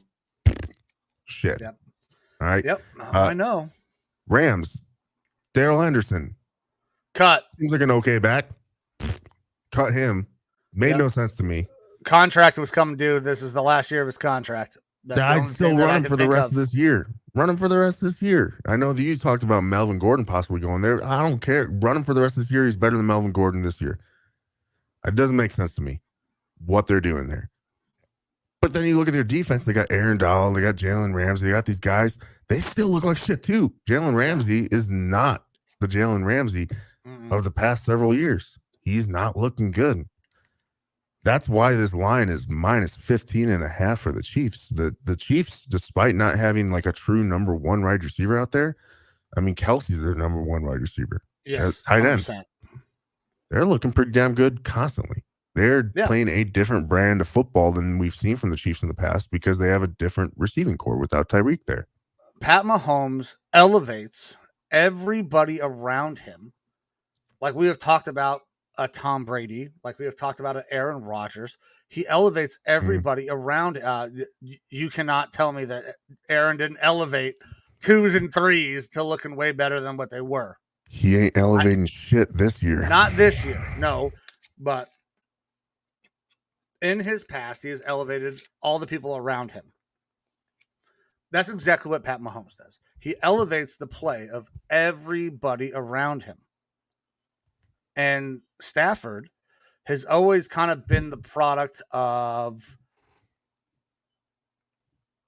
a system, garbage time. I mean, because when he had Megatron putting up massive yards, Megatron might be, I would say he is the second best receiver I have ever watched with my eyes. With my own 2 fucking eyes, second best receiver I've ever seen play a game. Number 1 would be Randy Moss. So you have one of the best wide receivers. Right now. He ain't there yet. He's not there yet. But he's not elevating any of the play around him. He depended on Cooper Kupp. Cooper Kupp made that offense go. They don't have him. The running game is completely devoid now. So I get why they cut Henderson, because they didn't want to pay him and they didn't want to come with the contract and all those things. Akers should have been the number 1 back. There was a lot of turmoil inside the locker room between him and the coaching staff. The Rams are having one of the worst seasons coming off of a Super Bowl win that we've ever seen. We talk about a Super Bowl hangover. That typically happens for the team that loses the fucking Super Bowl, not the team that goes out there and wins it. They're not going to make the playoffs. The Rams are done. They are fucking DUN done. Yeah. Look, it's over. I Chiefs, but I'm not laying 15.5 fucking points. So I agree with you. I'm know where you're going with this. Chiefs money line all day, easy bet. Not worth betting it in real life because you ain't gonna win any money back from it, even if you're right. I will disagree with you on the Darrell Henderson thing. 1,400. Yeah. Minus 14 fucking hundred on the Chiefs. That's a worthless game. You want to win 14 cents? Bet $10 on the fucking Chiefs. Like it. Yeah. But I will disagree with you on the Darrell Henderson thing. I don't care if he has a contract coming up. You don't got to pay him. Let him walk. At least he's okay on your offense. And I don't think anyone behind him is an upgrade. that sort of a move just tells me we've already looked towards this offseason. Yeah, they're punting. They're punting on the year. Like, you could at least run the guy and get a little bit more out of him this year. It's not really costing you that much extra. So I don't know that, but credit to the Rams. They sold their fucking souls. The Rams are constantly in salary cap hell. That's because of the fuck them pick system. Yeah, so, credit to them. They sold their soul and it worked. Yeah, and now they're paying for it. But that's also why, to me, it makes sense to dump Henderson to get a little bit of fucking cap back, something, because the fuck them pick system worked for a year. You got your Super Bowl. Now we're in a long 3 to 5 year rebuild to build this thing back up. The Rams are going to be in contention for one of the top picks in the draft, and they're going to take a quarterback. Stafford is going to be grooming a new quarterback to come and take over for that Rams team. I'm trying to pull up Darrell Henderson's contract here. His cap hit this year was $1.1 million. So what? 11 games in with like 500 mil dead cap. So, or excuse me, 500,000 dead cap.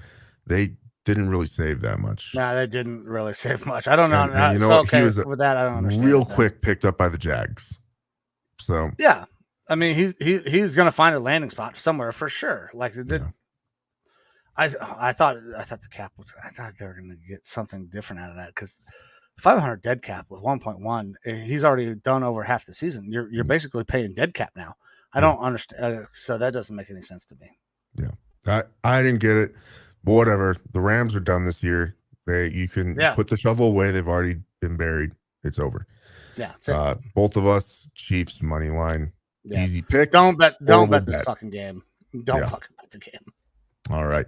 And then that takes us to our second to last game here.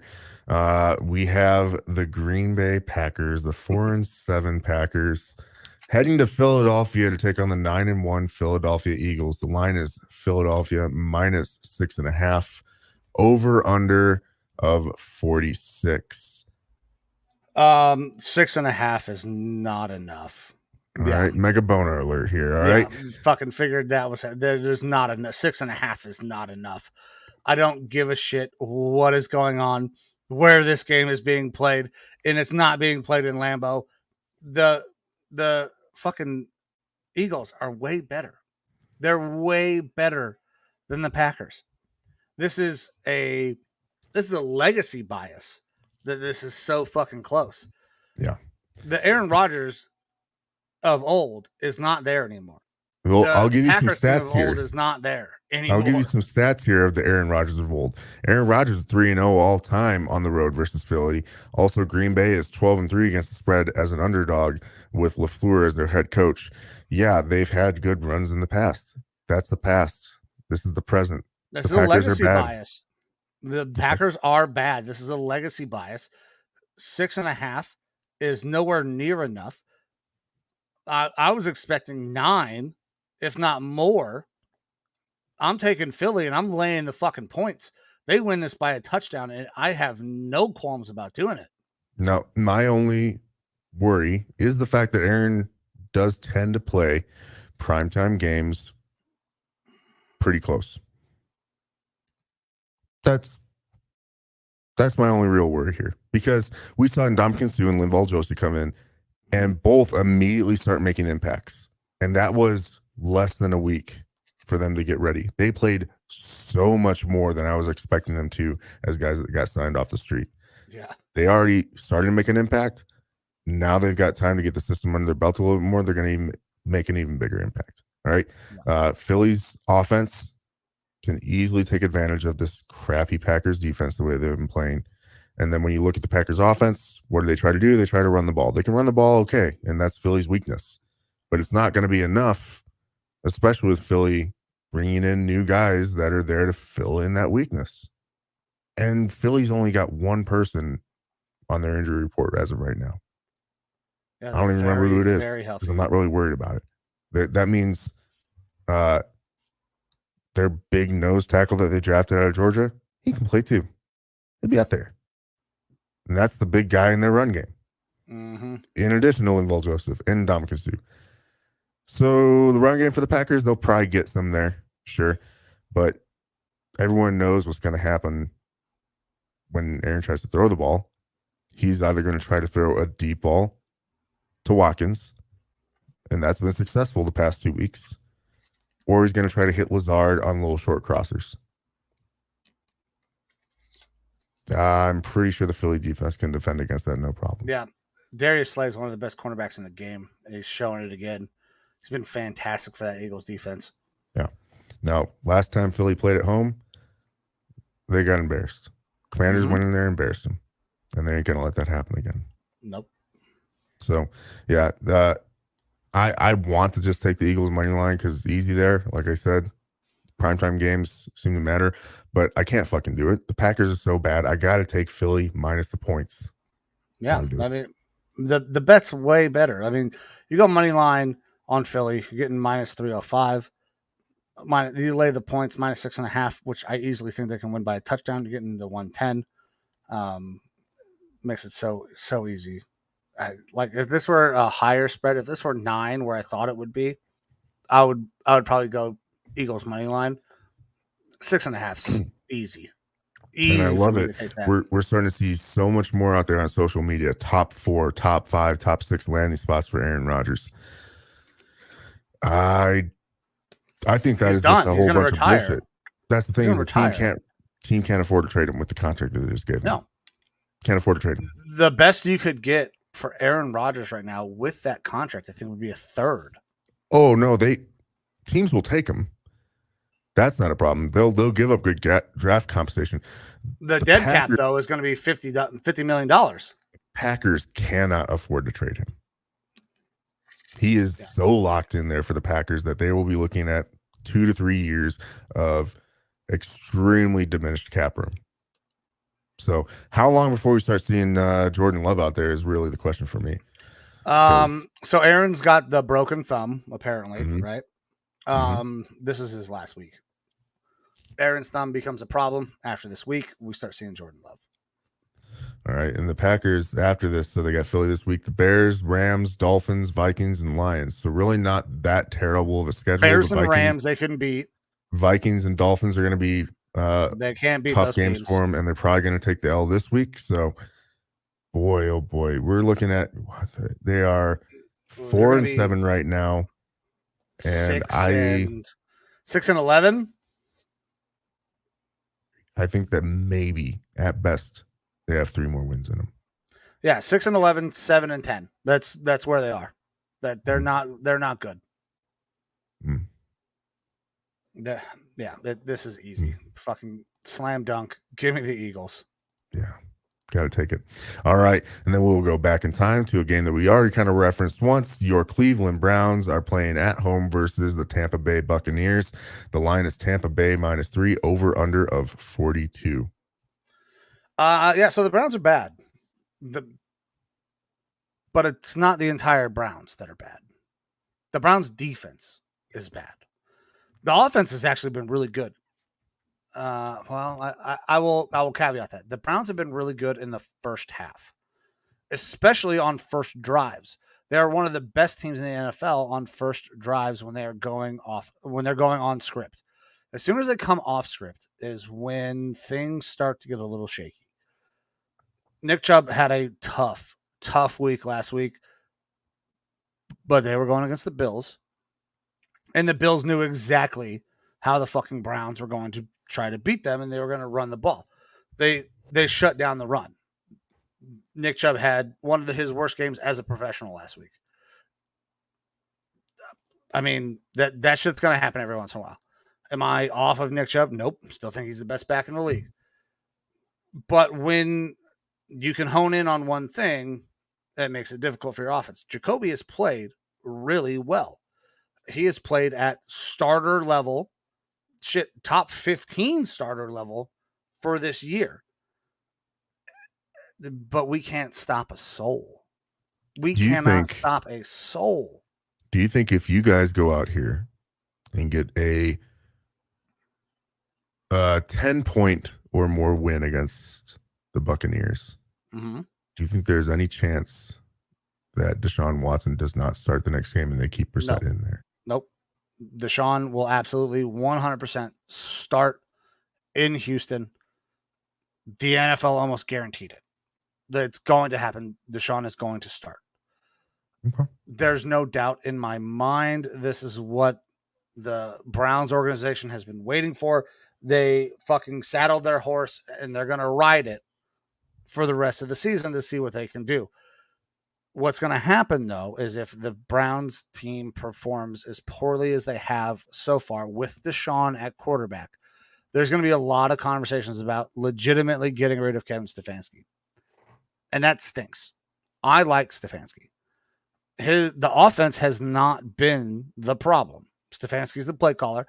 He has made some very questionable play calls late in games. Every Browns fan will tell you that. Anybody with fucking eyes who's watched Browns games, even if you're not a fan, can tell you that he has made some very questionable calls late in games. However, the offense has performed at a top of the half percentage in the league. I'll say this defense too has really failed them. about Stefanski with his time with the Vikings. I was hot and cold on him to an extent as our offensive coordinator. I really like Kevin Stefanski. I think that he brings a lot of value to your team as a coach. But with his play calls and stuff, I also was kind of up and down on him a little bit.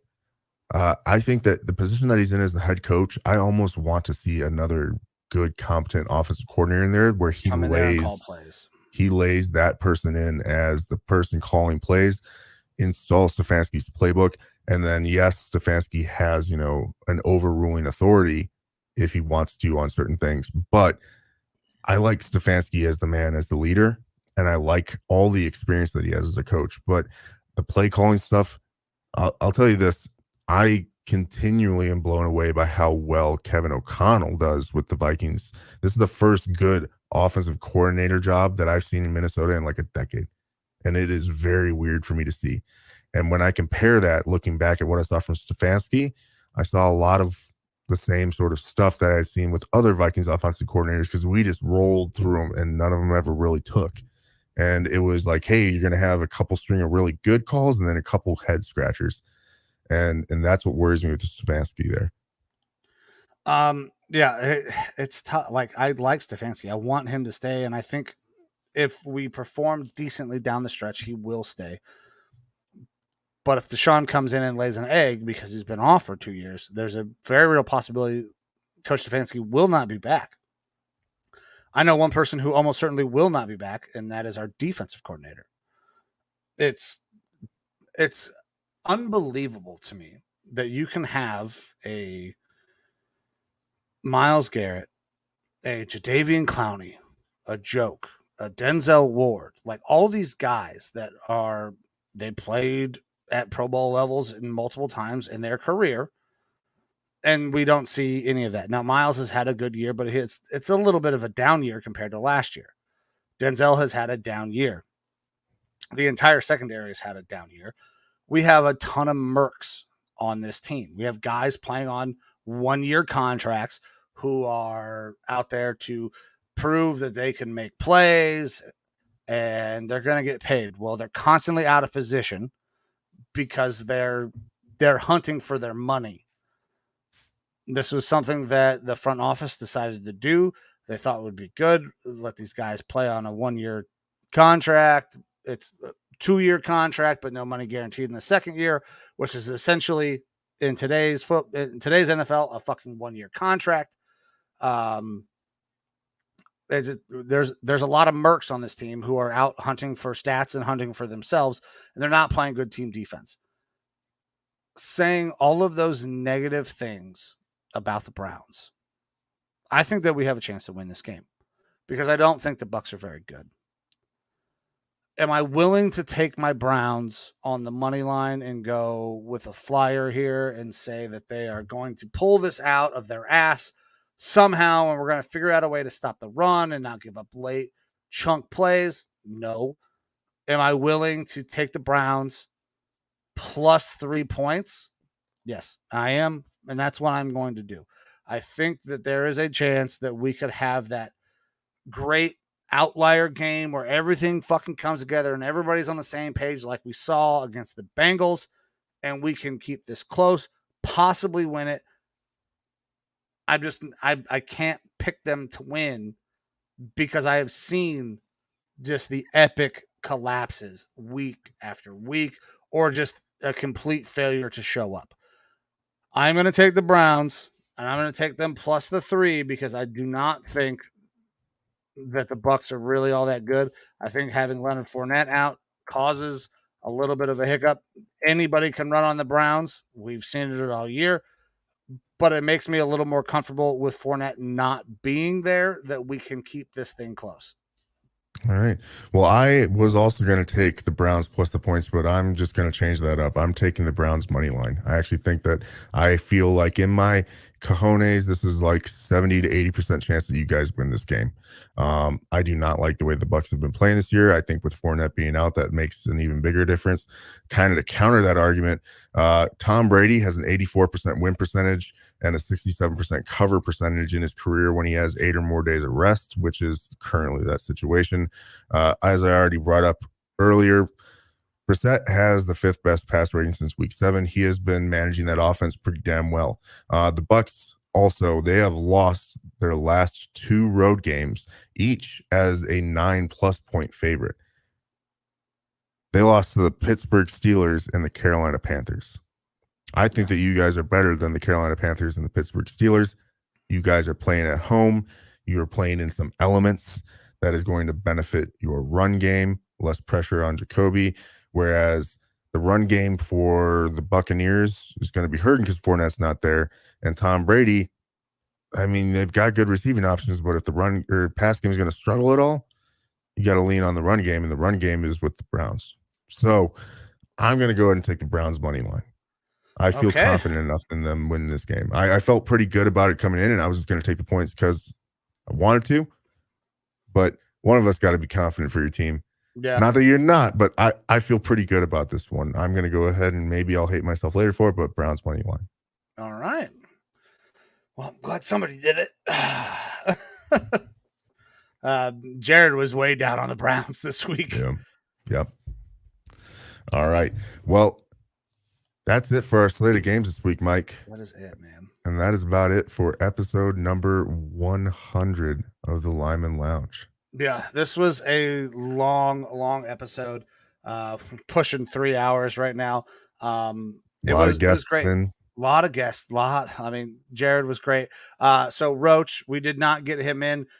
There was a possibility, I kind of knew going in, that he was not going to make it. He has the flu right now.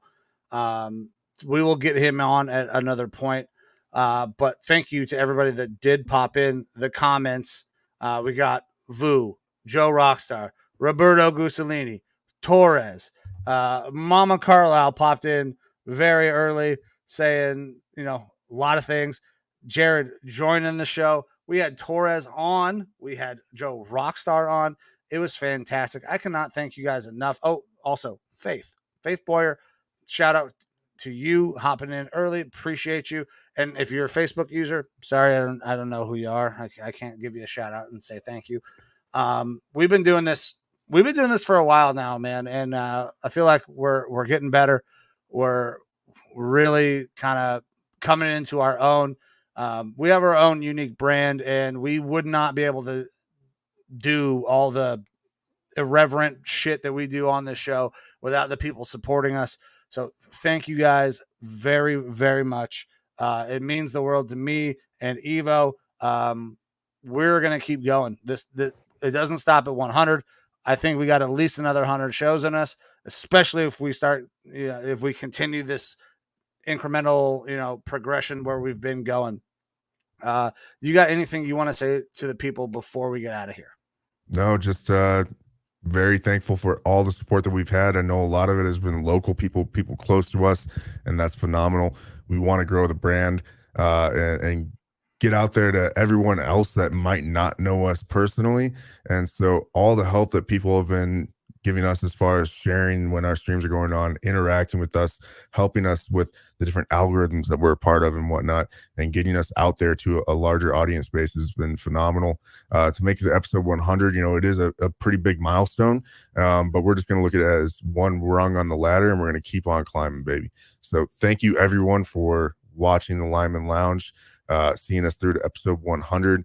It's been a pleasure for me to be a part of this ride with Mike. So thank you very much, and looking forward to what the future has in store for us. All right, guys. This is the Lineman Lounge. I'm Sleeveless Mike. The man to my right with the beautiful bassy voice is Thick Evo. We are going to be back next week. Show doesn't stop at 100. We're going to keep rolling. We're going to keep making fantastic picks for you guys. Check us out. Facebook, YouTube, Twitter, TikTok, Instagram, all that shit, and listen to us anywhere that podcasts are found. We are on all of that shit. Thank you guys so much. We're going to get the fuck out of here. I got to go to bed. I got to get into work tomorrow. Thank you guys. We love you. We appreciate you. See you. See you. Welcome to the Lineman Lounge, hosted by Mike and Evo, calling their shots and being outlandish.